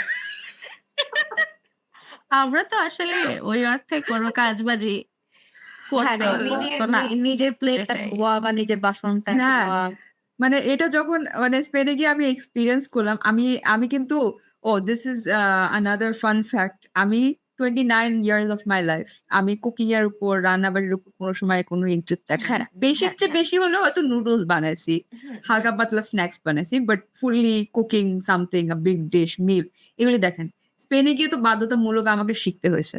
হ্যাঁ, সো হ্যাঁ। এমনও হয়েছে যে আমার তো মানে আমি এমনিতে স্টুডেন্টের একটা জীবন স্টার্ট করলাম আবার নতুন করে। অনেক কিছু ওভারওয়েলমিং লাগতেছে। নতুন শহরে আসছি, কালচার শক, তারপর ল্যাঙ্গুয়েজের ব্যারিয়ারটা এত কিছু হ্যাঁ। ওভারওয়েলমিং ছিল। তারপর খাবার নিয়ে মাথার মধ্যে আইডিয়া ছিল না ওরকম যে এই জিনিসটা এতদিনে খেয়ে ফেলতে হবে। বা এই জিনিসটা আমি এই টাইমে রান্না করব, কিন্তু আমি থাকি হুম। ফ্ল্যাটমেটের সাথে। সো ও আমার রান্নার টাইমে যদি অন্য কেউ থাকে, আমি কেমনে করে বলব যে তুমি কতক্ষণ, মানে কমিউনিকেট করতে আমার খুব কষ্ট হয়েছে যে তুমি কতক্ষণ থাকবা, আমাকে এই টাইম থেকে এই টাইম এটা রান্না করতে হবে বা শিখতে হবে। আর আমি একটা রান্না করা স্টার্ট করলাম, আমি বুঝতেছিও না কতক্ষণ চলে গেল। এমনও দিন গেছে যে আমি কিছু রান্না মানে I wouldn't say procrastinate, বা মাথার মধ্যে ছিল যে আমি এটা করব। পচে গেছে, নষ্ট হয়ে গেছে। আমি কাঁদছি। মানে সবজি পচা দেখে আমি জাস্ট কান্নাকাটি শুরু করে দিছি। যে আমি এখন কি করব? আমি কি খাবো? কারণ ওটা শিখাই হয় হ্যাঁ, নাই। হ্যাঁ, হ্যাঁ। কখনো ওরকম যে কিভাবে আইডিয়াটা আমার প্রিজার্ভ ছিল করতে না। হয়। এক্সাক্টলি। আর প্লাস ফ্রেশ জিনিস, মানে এখানে একটা এক্সপায়ারি, বাংলাদেশের খাবারের যেমন অনেক কিছু ফরমেটিন আছে। হ্যাঁ। তো অনেক কিছু অনেকদিন টিকে, যেটা এটা অন্য, ভালো ছিল।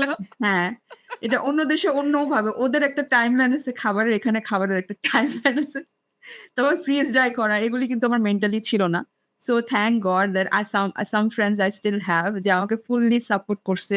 আচ্ছা। আমাকে ভিডিও কল কইরা, আমার কান্নাকাটি র‍্যান্টিং কইরা দেখা বলছে কি তোমার ইয়েতে তুমি তোমার খাবারের হিসাবে তোমার ইয়েতে, মানে তোমার কাবার্ডের সেকশনে কি আছে ছবি তুলে আমাকে পাঠাও। I'll think of a snack, তুমি ভিডিও কলে থাকা অবস্থায় তুমি এটা বানাবা। দেখি তোমার প্যানে এটা ঠিকমতো ভাজছে, পুড়াই ফেলো না। মানে আমাকে এভাবে ব্যাক টু ব্যাক এই ডিরেকশন সাপোর্ট গুলি, দিয়ে হচ্ছে যে এক্সাক্টলি, হ্যাঁ, হ্যাঁ। এক্সাক্টলি। ওয়াও! পরীর মতো আমার খুবই জীবনটা সুইট। কে থেকে কি চলে গেল, and then I started loving cutting some like garlic. আমি জীবনে চিন্তা করি নাই যেসব খাবারের আমার কোন সময় কোন ইন্টারেস্ট থাকবে না। যেমন I am that person যে বার্গার থেকে লেটুস আর টমেটোটা উঠে ফালাই দিতাম।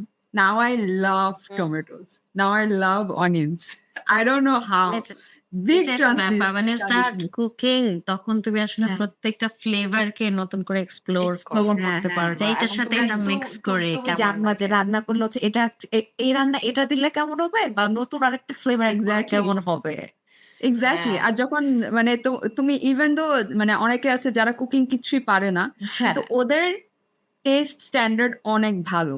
ওটার হ্যাঁ। কারণে ওরা হুম। অটোমেটিক্যালি কুকিং এ ঢুকলে কিন্তু ভালো ইটস কুক হয়ে নট যায়। That hard. Hmm, exactly. Hmm, so hmm. Thank god I think I was taught to have a good standard of food, which is why যখন আচ্ছা। কুকিং আমার করা শিখছি, লবণ কতটুক দিতে হবে আমি কেমনে যেন আমার আইডিয়া হয়ে গেছে। প্লাস স্পেনে এমন people don't know much about, to be not only Spain, a lot of countries don't know much about Bangladeshi cuisine at all. Some don't know Bangladeshi at all. Cuisine and vegetables. Exactly. So ওদের জন্য যখন আমি একদম মানে যেসব basic খাবার, ডিম ভাজি, ডাল ভাত, বেসিক একটা মিল। তুমি এটা যদি একটা নন বাংলাদেশী মানুষের জন্য বানাও, for them it's like haven. Yeah it's like something else. কি যে হ্যাঁ, বানাইলা তুমি, চিন্তার হ্যাঁ, বাইরে। হ্যাঁ। সো আমি এটাতে I would feel so good. I would invite some of my friends, বাসায় আসো, আমি এটা করছি, আমি এটা রাঁধছি। কিমচি ফ্রাইড রাইস শিখছি আমি ভিডিও দেখে। ওটা বানাইছি। নতুন এক্সপ্লোর করছি। আর plus the compliments made me feel so good and so confident that okay, I'm not going to die hungry. হ্যাঁ, মানে এ এটা চলে আসছে। এটা মানে রান্না এমন একটা জিনিস, এটা হচ্ছে প্র্যাকটিস এর উপর নির্ভর করে। তুমি যত প্র্যাকটিস করবে তোমার রান্নার হাত তত ভালো হবে বা তত তুমি এক্সপ্লোর করতে পারবা বা নিত্য নতুন ফ্লেভার এড করতে পারবা বা এই আরকি যে সবকিছুই প্র্যাকটিসের ব্যাপার আসলে। এক্সাক্টলি। আর হ্যাঁ, আমি তো বুঝতে পারছি যে আরেকটা জিনিস that I took for granted, যে আমরা যে বাংলাদেশ, to be honest, বাংলাদেশে আমরা যে ভালো টেস্ট বাড, যে enhancement, good taste bud to be able to tolerate spice, অনেকে আছে ওদের হুম। কোনো মানে ওদের স্ট্যান্ডার্ড লো, এত লো, ওরা যখন খাবার কারোর জন্য বানাতে যায়, wow! they somehow mess it up. পরে তুমি বুঝতে পারো কি ও আচ্ছা, that's how they lived. And now I feel like I took it for granted. আচ্ছা It's the আরেকটা same as হ্যাঁ, আরেকটা ব্যাপার এই যে আমরা রান্না নিয়ে অনেক গল্প করে ফেলতেছি। আমাদের আচ্ছা, সময় কম। প্রতিযোগিতা। okay, আমরা okay. তোমাকে নিয়ে প্রত্যেকটা গল্প মানুষের করব। Okay, okay. হ্যাঁ, তো আরেকটা জিনিস হচ্ছে যে স্পেনে তুমি গেছো, তুমি হচ্ছে জাস্ট মানে কমিউনিকেশন করার জন্য যতটুকু স্প্যানিশ শেখা যায় ডুওলিঙ্গো বা অন্য কোনো সোশ্যাল প্ল্যাটফর্ম থেকে হোক। মানে এরপরে তোমার ওখানে গিয়ে তোমার মানে ভাষাগত দিক দিয়ে তুমি কিভাবে ফ্লুয়েন্সিটা আনলা? বা তুমি আচ্ছা। কি স্প্যানিশে ফ্লুয়েন্ট কিনা? আর হচ্ছে ওখানে কত বছর ছিলা? সো ওখানে 2 ইয়ার্স 1 মান্থ ছিলাম টোটাল। সো আচ্ছা। ফার্স্ট ইয়ার সিন্স আমি যেই মাস্টার্স ক্লাসে ছিলাম, আমার সাথে আরো ১১ মানে আমাকে নিয়ে টোটাল ১১ জন স্টুডেন্ট ছিল। হুম, আর একজনই ছিল যে একটা স্প্যানিশ মেয়ে। আর বাকি সব were like from different countries. So hmm, ওরকম আচ্ছা। ফার্স্ট এ প্রেশার পড়ে নাই যে আমি স্প্যানিশটা শিখা উচিত। হুম, পরে আস্তে, আস্তে যখন আমি চিন্তা করছি that this is somewhere that I actually want to settle, effort তো হুম, দিতে হবে। পরে আমি খোঁজ হ্যাঁ, নিয়ে বার করতে পারলাম যে ওখানে গভর্নমেন্ট থেকে প্রোগ্রাম আছে। যে তুমি আচ্ছা। স্প্যানিশ ওদের থেকে স্কুল মানে তোমাকে আগে থেকে বুকিং দিয়ে দিতে হবে তোমার আইডি নাম্বার দিয়ে and they will hmm, contact you and you will get those classes. So hmm, এই ক্লাসেস আমি চালায় দিছি। ক্লাসেস তবে it was okay. ক্লাসেস এর থেকে যতটুকু পারতেছিল টিচারটা খুব ভালো ছিল। পরে আমি 2nd ইয়ার মানে আমার মাস্টার্স কোর্স তো ছিল ৯ মাসের। যেটা হুম, ফার্স্ট ইয়ারে গেল। সো 2nd ইয়ারে I tried to pursue like a student visa extension ওটার জন্য আমি আবার স্প্যানিশ স্কুলে এবার ভর্তি হয়েছি। স্প্যানিশ ল্যাঙ্গুয়েজ স্কুলে। যেখানে আচ্ছা। ইনটেনসিভ কোর্স ছিল যে সপ্তাহে ৫ দিন অ্যান্ড অলমোস্ট 5 আওয়ার্স প্রত্যেকদিন। সো হুম, ওইটাতে আমার স্প্যানিশের ইনফ্লুয়েন্স অনেক মানে স্প্যানিশের যে লেভেল স্টার্ট করছিলাম আর হুম, এখন যে লেভেল আছি it's like bro big climb, big improvement. আকাশ পাতাল। And আচ্ছা। I'm really thankful. I'm really grateful যে আমি পারছি এই জিনিসটা শিখতে। এখন at least মানে I wouldn't say যে আমার স্প্যানিশ শুনলে কেউ মনে করবে যে আমি fluent. But if a Spanish person starts talking to me and I hmm, start talking to them, they will think I understand them even when I don't. আচ্ছা। It's like Spanish এর মানে okay কে Spanish এ বলে vale. So I'm like vale, vale, vale, vale. So somehow I can fake it. That's this good advantage. But I still want to get better because আচ্ছা। I liked learning it and I want to get better. এই যে মানে স্পেনে তুমি ২ বছর ১ মাস থেকে তুমি আবার কেন বাংলাদেশে ফিরে চলে আসলা? তোমার কেন মনে হলো না যে So আমি অন্য দেশে শিফট করি বা এখানেই থেকে যাই? so কথা হলো যে স্পেনে আমি মানে সাপোজ একটা এক্সাম্পল হিসেবে ধরে যে আমি আমার যে বাসায় আছি at হুম, least ২০-২৫ বছর একই জায়গায় একই নেবারহুডে ছিলাম। So hmm, I know this neighborhood like the back of my mind. আমি এখানে হারাবো না। আমি এখানে হুম, দোকান-টোকান কোন দোকান খুলছে, কোন নতুন বিল্ডিং এভাবে। সো হুম, স্পেনে গিয়ে আমার ফার্স্ট চিন্তা ছিল কি আমি যে নেবারহুড আছি আমার যদি সাপোজ ইন্টারনেট চলে যায়, আমি জানি বুঝতে পারি মেমোরি থেকে যে কোন জায়গায় কোনটা আছে। হুম, ওরকম করতে, করতে I don't know how it's like I just fell in love with where I lived and the culture and, you know, the whole vibe of Barcelona that I just wanted to like the happiness when I was the happiest in my life. ওখানে। By exploring these things, I felt like I could be so much more than who I am now. So হুম। এখন বাংলাদেশে ফিরেছি যে আমি আরো মানে আমার skills গুলি বাড়াতে যে বেড়ে পরে আমি ওয়ার্ক ভিসা নিয়ে পরে নেক্সট যাওয়ার প্ল্যান করছি। So that O next time I go there, এখন তো আমি মানে I'm in well just like different skills and different hobbies. Now I'm in a fashion course. Hmm, I'm teaching myself Chinese and I'm trying to বাহ! just gather other things so that when I go there, I get to have opportunities that I don't have to like seek out. I just have them right there আচ্ছা। because আমি তাই তো এই opportunities হুম, গুলো হুম, দেখছি। হুম। So তুমি কি অনেকে তাইলে Duolingo থেকে ম্যান্ডারিনটা শিখতেছো? Duolingo থেকে তো consistent থাকতে হয়। আচ্ছা। কিন্তু হুম, Duolingo is not enough. তোমাকে হ্যাঁ, কালচারের ভিতরে ঢুকতে হবে। মানে আমি যখন একটা নতুন ল্যাঙ্গুয়েজ শিখছি, আমি চিন্তা করছি যে আমি তো মানে আমরা তো ঘরে তো ইংলিশে কথা বলি না। কিন্তু ইংলিশটা না, কেন হুম, পারি? কারণ মিডিয়া থেকে আমাদের এভাবে ইনফ্লুয়েন্সটা পাইছে। So media, hmm, I would say like for someone with ADHD, dyslexia or whatever, media is a really good way to get involved, to be consistent. যেমন আজকালের মানে let me say যেমন একসময় কোরিয়ান ইনফ্লুয়েন্স এতটা ছিল না বাংলাদেশে। হুম। K-pop, এখন K-pop, হ্যাঁ, J-pop এখন তো কনভেনশন হয়ে কোরিয়ান ফুডের কি fab and everyone knows somehow Korean words because they watch these Korean dramas. So hmm, media is the best way to learn a language, hmm. honestly. বাহ! আচ্ছা তুমি কি সেই ক্ষেত্রে অনেক বেশি শুনছো বা দেখছো সেই ধরনের Spanish content? First of all যে ওই টাইমে তো মানি হাইস্ট পপুলার ছিল।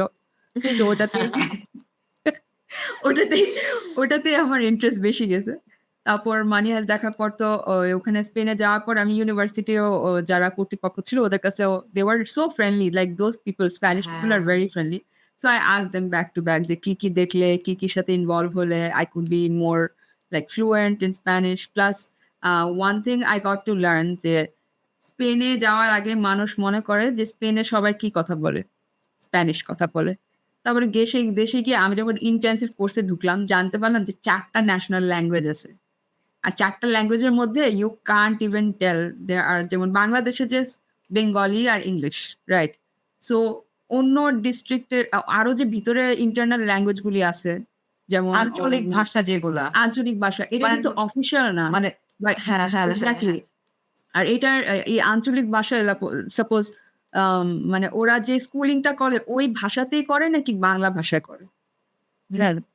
সো ন্যাশনাল ল্যাঙ্গুয়েজটা জাস্ট বাংলা ইংলিশের এই ক্যাটেগরিতে ভরার পর সবাই কিন্তু ওভাবে অপরচুনিটিটা পাইতেছে না যে আরো জানি যে আরো কি ল্যাঙ্গুয়েজ জাস্ট মাথার উপর রেখে দিয়েছে যে এইগুলো ল্যাঙ্গুয়েজগুলি এক্সিস্ট করে।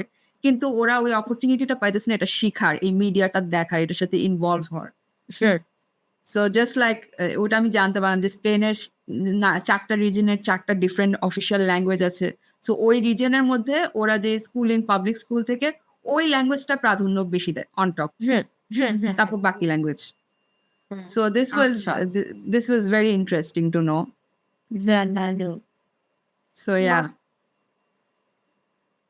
আমার এখন হচ্ছে মানে একটা 5 মিনিট হয়ে হ্যাঁ, গেছে। এখন তো 5 মিনিট হয়ে গেছে। অনেক ব্যায়াম করতেছে। এখন তোমার হচ্ছে বাংলাদেশে তো তুমি 2023 ফিরে আসছো? হ্যাঁ, লাস্ট ইয়ার নভেম্বরের দিকে। অ্যান্ড লাস্ট ইয়ার নভেম্বরের দিকে ফিরে আসছো 23 নভেম্বরের দিকে। এখন 24 প্রায় নভেম্বর চলে আসছে। এই 1 বছরে তুমি তো অনেক জায়গায় কাজ করেছো। কেমন মনে হচ্ছে দেশে ফিরে? কেমন মনে হলো? সবাই তো ফিরতে চায় না, কাজ এটা করে ব্যাপার। একটু বলেন। না, টু বি অনেস্ট আমি মানে বলবো না যে আমি কোনো চাকরি, কোনো ক্যারিয়ার, কোনো ফুল টাইম জবে ঢুকেছি। কারণ ফার্স্ট অফ আমি স্পেনে I was like very proactive, involved in everything. And then I decided that okay, বাংলাদেশে আসার পর এখন at least let me breathe. একটু শ্বাসটা ছাড়ি, একটু যেসব জিনিসগুলি স্পেশালি যেসব খাবারগুলি মিস করছি এগুলির সাথে কানেক্ট করি। Let me spend time with my family. Let me spend time with myself. যেসব ফ্রেন্ডস গুলি এখানে আছে ওদের সাথে কন্ট্যাক্ট রাখছি। I did মানে যেসব স্কিল গুলি আমার ওখানে দরকার, মানে একটু এনভিয়াস ছিলাম যে আমি সাঁতার কাটতে পারি না। বার্সেলোনায় থাকি, বিচে যাই, সবাই বুড়া থেকে শুরু করে ছোটখাটো বাচ্চারা সাঁতার কাটতেছে, আমি বসে আছি, আমাকে গাধার মতো লাগতেছে। যে এই একটা বেসিক জিনিস আমাকে স্কুলে শিখাইলো না, আমি শিখবই। সো আমি সাঁতার কাটা শিখছি। এগুলি I just took a breather and I'm grateful that I have this privilege to do these things. Otherwise, if I had bills to pay, তাহলে তো আমি যে চাকরিতে যেটার মধ্যে মন নাই, যেটা আমি ঢুকতে চাইতেছি না, ওটা আমার কন্টিনিউ হয়তো করা লাগতো। ওটা একটা কষ্ট লাগতো। হ্যাঁ, তারপর আমি আরেকটা জিনিস জানতে চাই যে আপনি মানে তুমি একটু আগে বলেছো যে ফ্যাশন অ্যান্ড ডিজাইনিং এর দিকে এখন একটু ঝোঁক বাড়ছিল, এটা কোর্স করতেছে, এটা আসলে কেন? সো যখন আমি গ্রাফিক ডিজাইন পড়ি আমাদের ফার্স্ট ইয়ারটা ফাউন্ডেশন ইয়ারটা was the same as anyone from fashion design, interior, যারা সবার একই ফাউন্ডেশন ছিল। সো তখন আমি ফ্যাশন ইলাস্ট্রেশনের ক্লাস পেয়েছিলাম আর ফ্যাশনের কিছুটা আমি জানতাম বেসিক আইডিয়াস। কিন্তু ওই সময় ফ্যাশন ডিজাইনে এতটা প্যাশন ছিল না যে আমি 4 বছর ওটার মধ্যে পড়াশোনা করবো। সো এখন আমি যখন দেখতেছি যে there are so many places, it's not just শান্তমারিয়াম, এখন অনেক জায়গায় অনলাইন ক্লাসও করতেছে, এটা করতেছে। সো আমি যখন মানে ফ্যাশন ডিজাইনের কোর্সের ব্যাপারে ডিটেলসটা জানতে পারলাম, আমি লাইক ওকে শিখি। বিকজ মাত্র 11টা ক্লাস অনলাইন বেসড আর আমি বাসায় বসে আমি শিখতে পারবো। সো যেটার আমার একটু হালকা পাতলা আইডিয়া আছে ওটাকে আরেকটু কষা মজা করে আরেকটু করি। বিকজ ফ্যাশনের মধ্যে I feel like এমনিতেই I always had an interest. I just didn't think of it like as something to think about and in a career sense. Or like some people just do designs. They don't even do the actual like shilai kora lage na, just design actual work, yeah. So এটা আমার কাছে চিন্তা হলো যে let me just gather all the skills. যেটা হালকা পাতলাও একটু ইন্টারেস্ট ছিল ওগুলি একটু ইয়ে করি। কারণ Barcelona is like one of the very, very fashion major cities. So ওখানে গিয়ে it's a great inspiration for fashion. Great inspiration. And the one best thing that about that I really liked was ওখানে যে they are so, I wouldn't say woke, I would say they are very conscious buyers. Second hand clothing, তারপর fast fashion, Thrifting. হ্যাঁ, thrifting. এখানে দেখি online thrifting এর দোকান আছে। কিন্তু একটা ভিনটেজ কাপড়ের এত দাম ধরা ছোঁয়ার বাইরে। কোয়ালিটিটা এত ভালো না। কোথায় জাস্ট বাংলাদেশে? ভিনটেজ বলেন। হ্যাঁ, এখন Instagram এ অনেক ভিনটেজের ছোট পেজেস আছে। সো না, ইউ এখানেও কিন্তু ভিনটেজ এর কিছু লোকাল দোকান আছে কিন্তু অনেক এক্সপেন্সিভ। মানে থ্রিফট স্টোরও আছে আবার ভিনটেজ এর জন্য আলাদা স্টোর গুলোও আছে, বুটিক স্টোর। কিন্তু ওখানেও এরকম কিন্তু অনেক এক্সপেন্সিভ। তো থ্রিফট স্টোর হুম। থেকে খুঁজে দেখতে হয় আসলে। এক্সাক্টলি। আর প্লাস বাংলাদেশে যে থ্রিফট মানে নট দ্যাট এখানে হয় না। এখানে কয়েকটা মার্কেট আছে। কিন্তু ওরকম এস্টাবলিশ করা একটা চেইন দোকান বা চেইন একটা মার্কেট নাই যে হ্যাঁ। $1 ফেস্টিভাল, হুম। $1 কিছু বা এই মানে সেল আর চলতেছে আর এতগুলা মানে কাপড়। ওই যে তুমি একটু আগে বললে না বাংলাদেশে এখন একটা মানে অনলাইন স্টোর আছে ভিনটেজ এর কিন্তু কোয়ালিটি ভালো না। মানে ওরা এই থ্রিফটিং জিনিসটা এটা এখনো মানে বোঝে না বা মানুষ যারা কিনতেছে তাদেরকে বুঝে বুঝে উঠতে উঠতে পারে পারে নাই। নাই। বুঝে হ্যাঁ, উঠতে পারে নাই। এটাও একটা ফ্যাক্ট। প্লাস অনেকে আর তো থ্রিফটিং আমাদের কেন বুঝবে না? আমাদের মেক্সিমাম পোলাপাইন আমরা হচ্ছে যে মানে যখন শপিং করতে যাই আমরা কোথায় যাই? আমরা নিউ মার্কেট, গাউসিয়া ওই এরিয়ার মধ্যে যাই বা হচ্ছে যে বঙ্গবাজার। ওটাও তো হুম, কাইন্ড অফ থ্রিফটিং যে হুম, আমরা মানে গার্মেন্টস থেকে যেগুলো হুম। রিজেক্টেড জিনিস পাই আমরা এক্সাক্টলি, ওগুলো কিনতেছি। মানে একটু এক্সাক্টলি। কোয়ালিটিটা চেক করে কিনতেছি আমরা। হুম। এক্সাক্টলি। আর কথা হলো আমরা তো একটু কনসিয়াসলি এটা নিয়ে চিন্তা করতেছি, তাই না? সো অনেকে তো জাস্ট ট্রেন্ড ফলো কইরা ভিনটেজ থ্রিফটিং করতেছে। ওদের তো কনসিয়াস ডিসিশন না যে ওদের তো মনে হইতেছে আমি এই কাপড়টা একবার পরবো, বুঝতে আর পারছি। পরবো না। ইট ডাজন্ট ম্যাটার আমি এটার মধ্যে কত টাকা খরচ করি। আমরা তো চিন্তা করছি যে আমি যে আমরা এখনো চিন্তা করি যে আমরা যে এত বছর আগে যে কাপড় কিনতাম ওগুলি কোয়ালিটি এত ভালো। মানে আমি হুম, স্কুলের দিন, বাংলাদেশে দিন। আসার পর হ্যাঁ, ফার্স্ট দিনে যেই শার্টটা পরছিলাম ওটা আমি এখনো পরতে পারবো। এখনো ওটার কালারটা একদম পারফেক্ট।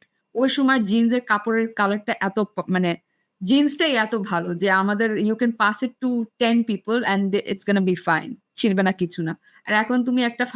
ফাস্ট ফ্যাশন একটা দোকানে কিছু গেলে ২ বার পরার পরেই ৩ বার দেখবা শ্রিঙ্ক হয়ে গেছে বা ফুটা হয়ে গেছে, কিছু হয়ে ববিন গেছে। উঠে গেছে, হ্যাঁ। শ্রিঙ্ক করতেছে। কিছুতেই সো হবে সো না। তারপর আর এখানে ওয়েদারও আমি বলব পলিউশন এখানে অনেক বড় একটা কারণ। অনেক যে বড় তোমার একটা ফ্যাক্ট। কাপড়ের ওই ইয়াটা ঠিক থাকতেছে না। পলিউশন অনেক বড় একটা ফ্যাক্টর এখানে। ওটা ওয়েদার তো এর আছেই। কারণে। হ্যাঁ। আর সো এখানেও যারা হচ্ছে যে মানে আমরা কাপড় ধুই তো ওয়াশিং মেশিনে, তাই না? তো হুম। মানে একটা জিন্স ২ বার দিলে এটা ক্ষেপে যাচ্ছে। এটার পরার মতো অবস্থা থাকতেছে না। আমার আবার গিয়ে কিনে আনা লাগতেছে। yeah, exactly. This is also another reason যে আমি ফ্যাশনটা চিন্তা করলাম যে if I get some future career role where I can be like somehow contribute to হ্যাঁ, people being more aware of আচ্ছা।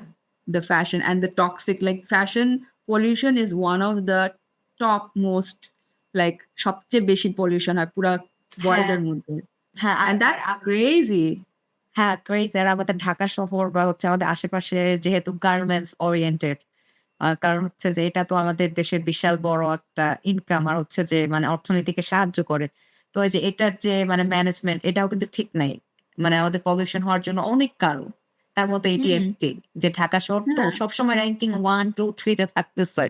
যে ওয়েদার মানে পলিউশন কান্ট্রি হিসেবে যে বেস্ট মানে ওটা তো টপ আছে। টপ 5 এর মধ্যে থাকে। হুম। ওটা তো আছে। আর ট্রেন্ড যে কিভাবে মানে আর ট্রেন্ড এ মানুষ যে কিভাবে পাগল হয়ে যেতেছে যেমন আমি তো শাইন একদম anti shine. I am completely anti shine. আমি প্রকাশ করে দিলাম। তো অনেকে আছে shine is like a religion for them. যে এভরি টাইম কোন একটা সেল ওরা পাগল হয়ে যায়। ইচ্ছামত শাইনের উপর টাকা-টুকা খরচ করে বাইরে থেকে আনায়। শাইন মানে they follow every single trend from shine. কিন্তু শাইন যে কত ক্ষতিকর not just in terms of pollution and everything, but the steel designs hmm. from designers. That's not cool at all. হ্যাঁ, মানে Shein-এর হচ্ছে যে মানে ওইটা তো মানে চাইনিজ ওরা তো সব হচ্ছে যে মানে মাসলি হচ্ছে প্রোডিউস করে তারপর হচ্ছে নিয়ে হুম, আসতেছে। আমিও Shein থেকে মাঝে মধ্যে জিনিস কিনি যেগুলো হচ্ছে যে হ্যাঁ, আসলেই কারণ যেগুলো মানে অন্যান্য জায়গায় ধরো যেটা অনেক এক্সপেনসিভ। আমি একটা জিমের জন্য কিছু একটা কিনবো যে জিম করব, জিম করতে যাবো। কিন্তু আ জিম করতে গেলে দেখা যায় যে আমি এখানে একটা স্টোর থেকে কিনলে আমার পড়ে যাচ্ছে প্রায় কত যে $75 ক্যানাডিয়ান ডলার যেটা আমি Shein থেকে পাচ্ছি আ 25 বা হচ্ছে $30 এর মধ্যে। তো but it's ওটাও not একটা lasting long. কোয়ালিটি এত ভালো না, তাই না? Not really, no. ওকে, মানে আমি যে জিন্স শর্টস গুলো কিনছি ওগুলো তো ওকে, ভালোই, ওকে, not bad. ওকে। হ্যাঁ, কিন্তু যে ফার্স্ট ফ্যাশন এর যুগ না, আমরা তো এখন একটা জামা ২ বার পরি না। বা ৩ বারের বেশি পড়ি এক্সাক্টলি। না। বাট আর এখানে হচ্ছে যে আমার কোয়ালিটি ড্রপ করতেছে। আমার যেহেতু হচ্ছে যে মানে আ কি জানি বলে? এই যে ওয়াশিং মেশিনে ধোয়া লাগতেছে। তো এটা হচ্ছে কালার ফেডেড হয়ে যাচ্ছে। আমি ম্যাক্সিমাম টাইম থ্রিফ্ট স্টোর থেকে গিয়ে হচ্ছে যে কিনি। এটা আমি এখানে এসে সবসময় থ্রিফ্ট স্টোরের মানে আমি যেহেতু গরিব, আমি হচ্ছে যে কিছু কিনতে পারব না। প্লাস হচ্ছে যে থ্রিফ্ট স্টোরে অনেক ভালো, ভালো জিনিস পাওয়া যায়। হ্যাঁ, মাঝে হ্যাঁ। মধ্যে আমি এমনও জিনিস পাচ্ছি যে এটা মানে প্যাকেজিং খুলেও নাই। বা হচ্ছে এটা হ্যাঁ, একবারও ইউজ করে নাই। That's true. আর হ্যাঁ। এখনকার থ্রিফ্ট স্টোরের যে ইনফ্লুয়েন্সাররা ওরা এত ক্রিয়েটিভ হয়। ওরা যে কি থেকে কি একটা আউটফিট বানায় ফেলে। মানে ওভারঅল লুক ইস জাস্ট ফায়ার। ওদের মানে অথেন্টিসিটি একটা ফ্যাশন স্টাইলটা বোঝা যায় ওদের কাপড়ের মধ্যে। কারণ ওরা থ্রিফটিং করে একেক জিনিস মানে ওদের combination it's so commendable, it's so nice. It's like I am not following sometimes what Kylie Jenner Cannes film ফেস্টিভালে কি পরে আসছে। আমি এটা ফলো করতেছি না। কিন্তু আমি ওই থিমটা রেখে অন্য একটা থ্রিফটিং করে আমি একটা নিজস্ব একটা অরিজিনাল একটা আউটফিট বানায় ফেললাম। And also the fact that imagine you found something you didn't even know is limited edition makes you feel good. যে একটা আছে আমি এটা পাইছি। এটা আমি জানি না তোমরা কেউ পাবা নাকি। There is just it makes me feel special sometimes যে আমি একটা কাপড় বা একটা জিনিস পাইলাম। Even in my family something passed down to me that I don't know that everyone can find this, but it makes me feel good that it's been passed down. It has so much memories tied to it and now it's got sari, my বিশেষ করে memories. Sari. হ্যাঁ, হ্যাঁ। Oh my God! আম্মুর শাড়িগুলো এত সুন্দর। আর কয়েকটা quality এত ভালো ওরকম এখন পাওয়াই যায় না। ভাই ওরকম আগেরকার জর্জেট আর আগেরকার সিল্ক হ্যাঁ, আর এখনকার জর্জেট সিল্কের মানে তুমি পার্থক্যটা চিন্তা করতে পারবা?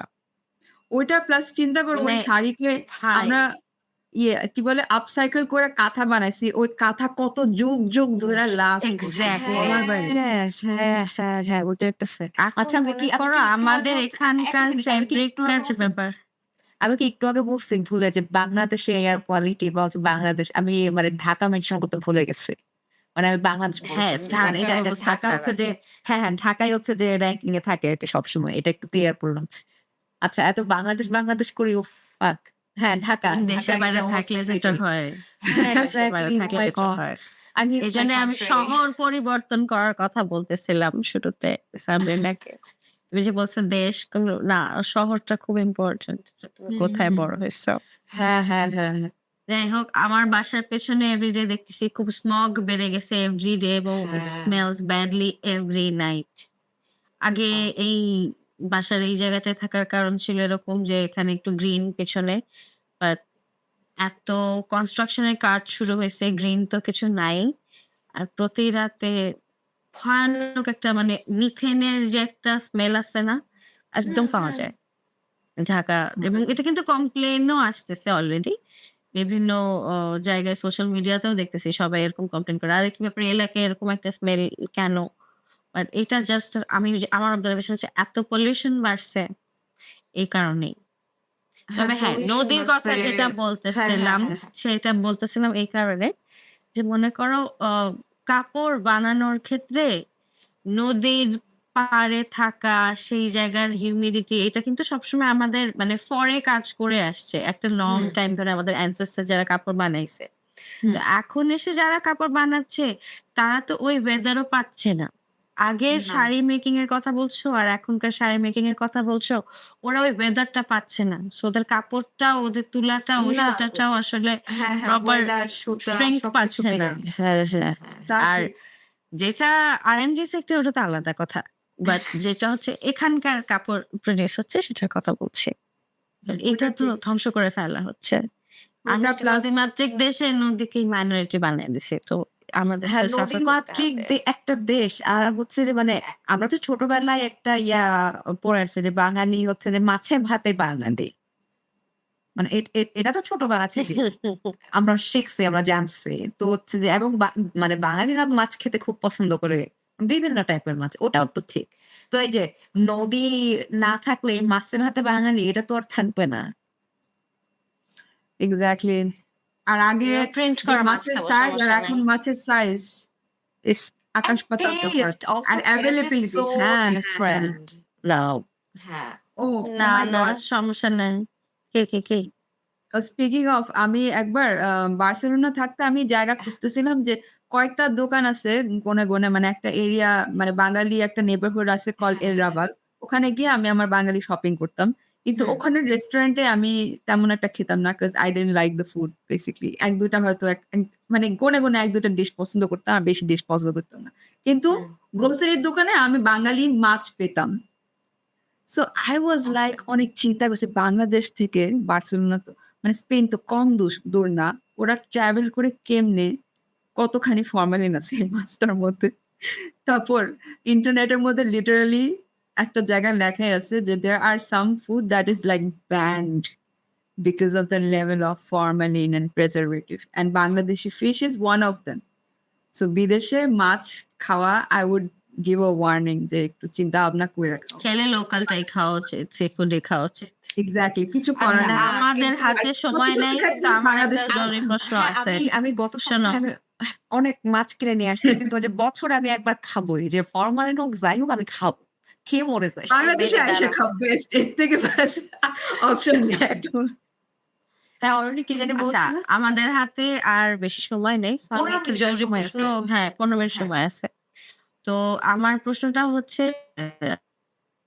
আ স্পেনে গিয়ে কেউ যদি আরকি পড়াশোনা করতে চায়, সেক্ষেত্রে একটা স্টুডেন্টের কি ধরনের প্রিপারেশন লাগবে? এটা নিয়ে তুমি একটু বলো যে তোমার ওই প্রিপারেশন টাইমটা কেমন ছিল? এটা নিয়ে বলো। যেমন ল্যাঙ্গুয়েজ যেটা তুমি বললা যে আচ্ছা তোমার কোর্সটা যেহেতু ইংলিশ সেই অফার করা ছিল, সেটা নিয়ে তুমি ল্যাঙ্গুয়েজ ব্যারিয়ার মানে মাস্টার্স এ পাও নাই। বাট এটা আবার তুমি হুম। পরে আলাদা করে স্টুডেন্ট ভিসাটা এক্সটেন্ড করে ল্যাঙ্গুয়েজই করছো এখানে। হুম। সো এই ল্যাঙ্গুয়েজ ব্যারিয়ারটা বাদে আদার প্রিপারেশনস কি হবে একটা স্টুডেন্টের জন্য? So I wouldn't say just about Spain, but every other country যেকোনো দেশে যদি এপ্লাই করার চিন্তা ভাবনা করে, বেস্ট হয় যে ওরা নিজের রিসার্চ নিজে করুক। কারণ এখন অনেকগুলি তোমার এডুকেশনাল ফেয়ার চলতেছে। অনেক এজেন্সি আছে যারা বলে যে we hmm, will handle the paperwork and you don't know the paperwork এ কি আছে। আর কি ব্যারিয়ার পাস করতে হবে। তুমি যদি সাপোজ কেউ রিস্ক নিয়ে ওই কাগজপত্রগুলি জমা দিয়ে একটা জায়গায় এপ্লাই করলো। খুব চিন্তা ভাবনা, খুব স্বপ্ন দেখে, খুব প্যাশনেটলি এপ্লাই হুম, করলো। কিন্তু কোনো না কোনোভাবে রিজেক্ট হলো।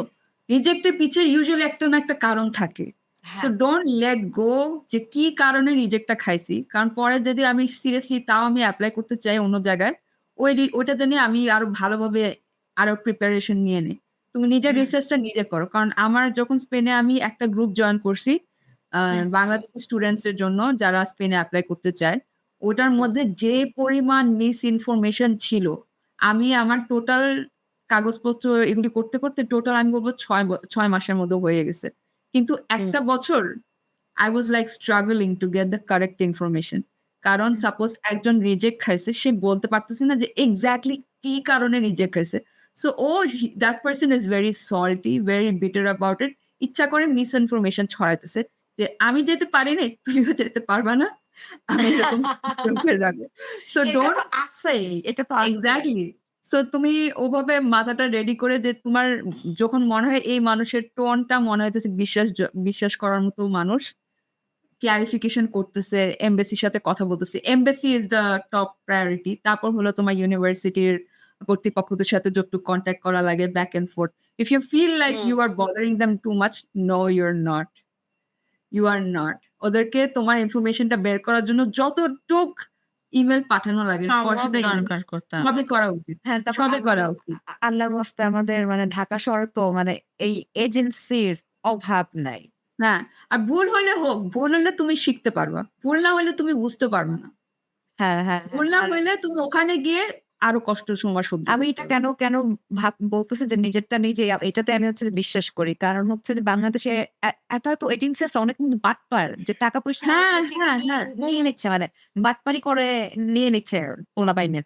আর আমি আরেকটা কথা বলব যে বর্তমান ২০২৪ সালে যারা হচ্ছে বিদেশে আসতে চায়, ফুল ফান্ডেড স্কলারশিপ ছাড়া না আসতে। আর হচ্ছে যে হাফ হচ্ছে যে আমি কিছু পাইছি 30% বা 50% পাইছি গিয়ে ওখানে কামাই হচ্ছে যে পড়বো। ওইটা হয় না এখন আর। মানে এখন জনসংখ্যাও বিদেশে এত বাড়ছে, এত হুম, কাজ-কামের অভাব, তারপরে হচ্ছে যে রেন্ট অনেক কাজের মানে অভাব হয়ে হাউজিং গেছে ক্রাইসিস, অনেক। রেন্ট এভরিথিং ইজ ডিফিকাল্ট নাও।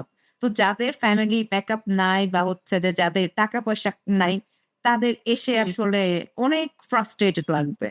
হ্যাঁ, এক্সাক্টলি।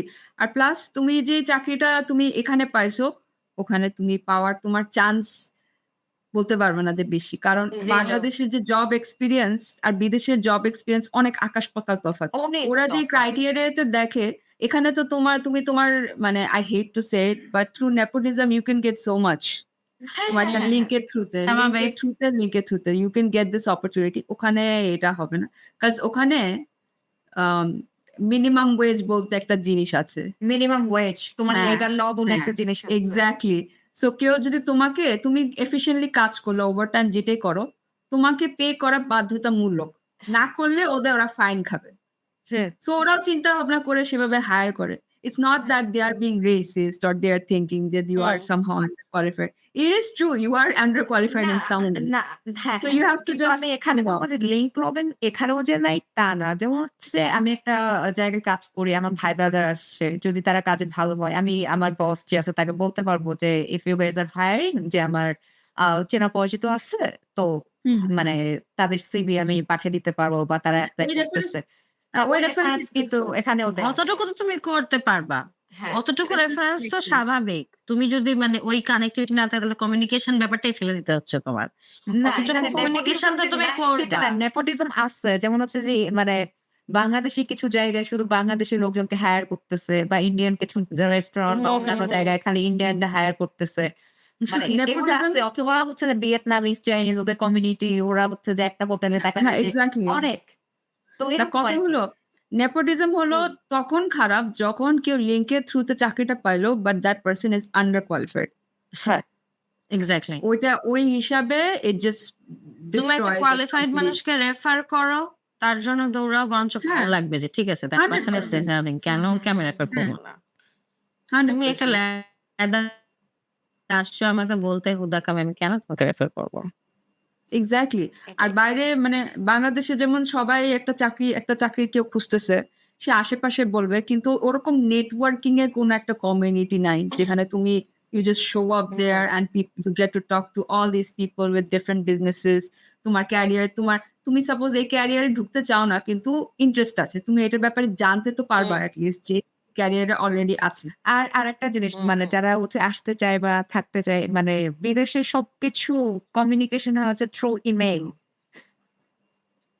তো এটা আমরা অনেকেই আমাদের তো আছে যারা মেইল করার পর টেক্সট করতে হয়। ভাই মেইলটা চেক কইরেন। মেইলটা একটু চেক করেন। তো হচ্ছে যে হ্যাঁ, মানে সবকিছু বাদ দিয়ে যে ইমেইল ঠিকঠাক করা বা কমিউনিকেশন করা যে প্রপার ওয়েতে এটাও যেন শিখে লোকজন। তো হ্যাঁ, এটাও ওটাই এক্সাক্টলি। আর এটা প্লিজ আমি ডোন্ট স্ট্রাগল ডিপেন্ড অন করছি। ChatGPT. হ্যাঁ, প্লিজ হ্যাঁ, এটা ডোন্ট আমি ডিপেন্ড অন স্ট্রাগল করছি। ChatGPT. হ্যাঁ। এটা মানুষ একটু যে বেশি মনে করে করে বলো। এটা একটু বেশি করে বলো। এই কথাটা আবার সিরিয়াসলি বলো। কাজ মানুষ আপনারা যে মনে করে যে হ্যাঁ। ChatGPT আমার রেজুমে আমার কভার লেটার বানায় দিবে। তুমি কি এটা চিন্তা করতেছো যে ওদের কোম্পানি থেকে ওরা এআই দিয়ে বের করতে পারবে যে তোমারটা এআই হইছে নাকি না? So you are trapped. হ্যাঁ, হ্যাঁ, হ্যাঁ, হ্যাঁ, হ্যাঁ, হ্যাঁ, হ্যাঁ, হ্যাঁ। Don't use ChatGPT. ChatGPT আচ্ছা ইউজ আমরা করো for a concept but like হ্যাঁ। মেজরিটি তোমার অরিজিনালিটি, অথেন্টিসিটি দিয়ে বানাও। আচ্ছা আর এটা হচ্ছে একটা যে জিজ্ঞেস করি। তুমি as a graphic designer AI কে কি থ্রেট হিসেবে দেখতেছো? 100%, 100%. AI for an artist কারণ আমি যে অলরেডি যা দেখতেছি বাংলাদেশের এখন মানে ঢুকে গেছে একদম। এখন আর প্রত্যেকটা রিলস, নিউজ থেকে শুরু করে কোন জায়গায় কিন্তু আর কোন মানুষ ইউজ করাই হইতেছে না। এখন জাস্ট এআই। মডেলদের মানে হ্যাঁ, হঠাৎ করে বলব ওইটা কাজ নাই হয়ে গেছে। এটা আমি ফিল করতে পারতেছি। ওইটা প্লাস যে পলিটিক্যাল সিচুয়েশন এর পর অনেকজনের যেমন মিম-টিম বানায়, ভিডিও বানায়, খুবই হাস্যজনক অবস্থা। And it's great for entertainment, that I will say, but as a professional, no, I wouldn't recommend. And someone like এখন already এরকম পোস্ট চলতেছে যে use AI for something like using it to clean all the pollution from the oceans. Using it to verify if the ingredients you use in some kind of food is correct or not. তোমার তুমি একটা অসুস্থ আছো কিন্তু তুমি ডাক্তারের trust করতে পারতেছো না, তুমি ওরকম অ্যাক্সেস পাইতেছো না। সো এআই দিয়ে তুমি তোমার নিজের ডায়াগনোসিস বের করো। use it for humankind in places you need it, not for Exactly. something like, just entertainment, just and graphic আচ্ছা, designer. আমরা প্রায় শেষ পর্যায়ে চলে আসছি। আমাদের আর Okay. হাতে সময় আছে। আমি কয়েকটা কুইক কোয়েশ্চেন করি। তোমার পছন্দের খাবার কি? আমার পছন্দের খাবার বাংলাদেশি হোটেল খিচুড়ি, আচ্ছা। 100%. আর তোমার ফেভারিট কুক কে? ফেভারিট কুক আম্মু। আম্মুর আর উপর হ্যাঁ। আর বাংলাদেশে তোমার পছন্দের রেস্টুরেন্ট কোনটা? সেটা যেকোনো কিছু হতে পারে। টঙের দোকানও হইতে পারে। পছন্দের restaurant, it's really hard to pick because I grew up so much on homemade food and like অন্য মানুষদের homemade food. It's hard to pick কারণ এখনকার পছন্দের রেস্টুরেন্টের কোয়ালিটি অনেক ডিফারেন্ট হয়ে গেছে করোনার পরে বিশেষ করে। বা হচ্ছে গো টু প্লেস কোনটা অ্যাকচুয়ালি, যে বন্ধুদের সাথে আড্ডা দিচ্ছি বা হচ্ছে যে কফি খেতে যাবো বা whatever it is? I go to TBC Express. আচ্ছা, ওকে। আর আরেকটা এটা কই? আমি এখানে যাই নাই। লালমাটিয়া, এই যে তোমার লালমাটিয়া না বলে ধানমন্ডি 27 নম্বরের ওদিকে। আচ্ছা। আচ্ছা, আরেকটা কোয়েশ্চেন করবো, সেটা হচ্ছে মানে তুমি কেমন আছো? যে তোমার মেন্টাল হেলথ এন্ড এভরিথিং আশেপাশে পরিবেশ পরিস্থিতি মিলে যে তুমি কেমন আছো আজকে বা এই ১ সপ্তাহে? এটাকে যদি আমরা অন এ স্কেল রেট করতে বলি 0 to 10 তুমি কত দিবা নিজেকে? I would say 7. আচ্ছা, not bad. Wow! Good. And আমাদের আর ৪ মিনিট আছে। তুমি একটু আগে বলতেছিলা যে তোমার ADHD আছে। আমরা এটা নিয়ে একটু শুনতে চাই ৪ মিনিটে। Okay. হ্যাঁ। So I already knew যে আমার ডিসলেক্সিয়া ছিল, প্লাস ওই যে তোমার বলিউডের যে মুভিটা ছিল তার এক্সাম্পল দেখে আমি আরো বিশ্বাস করেছিলাম যে অবভিয়াসলি আছে, because I have all the symptoms. R ADHD মানে attention deficit hyperactive deficit disorder. So হ্যাঁ। it is something that তোমার ভিতরে একটা কেমিক্যাল ওটার কমতি আছে, এই কারণে তোমার অনেক কিছুতে অ্যাটেনশন দেওয়া অনেক কঠিন হয়ে যায়। আর প্লাস অনেক সিমটমস আছে, যেমন coffee is not going to affect you. Coffee মানুষ জাগনা থাকে, বাট এটাতেও ADHD যারা অনেক ঘুম পায় কফি খেলে, তারপর পা নড়ানো, অনেক সিমটমস আছে। বাট আই উড সে একটা মেডিকেল প্রফেশনাল থেকে ডায়াগনোসিস করা ইটস সুপার ইম্পর্টেন্ট, বিকজ ওটার পরে তুমি যখন ওষুধ খেতে পারবে তুমি বুঝতে পারবে যে তোমার উপর কি এফেক্টটা হচ্ছে ওষুধ খাওয়ার পর। সো এখন অনেকেই সেলফ ডায়াগনোস করতেছে, ডোন্ট ডু দ্যাট। এখন there are so many এখন মেন্টাল হেলথের এখন কত প্রফেশনাল কত জায়গা হয়ে গেছে। Just look it up. আর অনেকে আছে যে ফ্রি কনসালটেশনও নেয়, ওটার থ্রুতেও you can know so much about it and figure out, because ADHD এর নিচেও অনেক ক্যাটাগরি আছে যে ADHD টাইপের কি হতে পারে। সো সবার I don't know anyone who is perfect. I don't know anyone who is not সবার traumatized. মধ্যে লেকিংস থাকেই। Nobody is perfect. Yeah. আর অনেকে মানে ল্যাকিংস গুলি, আমার যে উইকনেসটা আছে এটাকে আমি স্ট্রেংথ বানায় ফেলতে পারবো। যেমন আমার ADHD হলেও, আমি স্টুডেন্ট খারাপ হলেও I am an excellent efficient employee. এটা আমি নিজের এক্সপিরিয়েন্স থেকে বলতেছি, আর আমার নিজের কনফিডেন্স থেকে বলতেছি যে একটা ল্যাকিং হলে আমার একটা স্ট্রেংথ থাকবেই থাকবে। সো মানুষ যত ডিসকারেজ করুক না কেন, you have to believe that there is a place for you, there is a people that are going to appreciate you, and there is some kind of work that will do better than everyone else somehow and somehow. ওকে। আর তোমার stop motion নিয়ে তুমি পড়ে আসছো, এখন এই stop motion নিয়ে তোমার কি বাংলাদেশে কোনো ফিউচার আছে বা তুমি কি কাজ করেছো এসব স্টপ মোশন নিয়ে? সো স্টপ মোশন নিয়ে আমি একটা স্টুডিওতে আমি কিছুক্ষণ ট্রায়াল ভার্জনে মানে ট্রায়াল দিয়েছিলাম ফর আ উইক। সো ওটার থেকে আমার মানে things didn't work out eventually, but that doesn't mean I give up on this industry for the time being, since এই ইন্ডাস্ট্রির পিছে অনেক এফোর্ট, প্রচুর খরচ, অনেক টাইম এন্ড এফোর্ট দিতে হয়।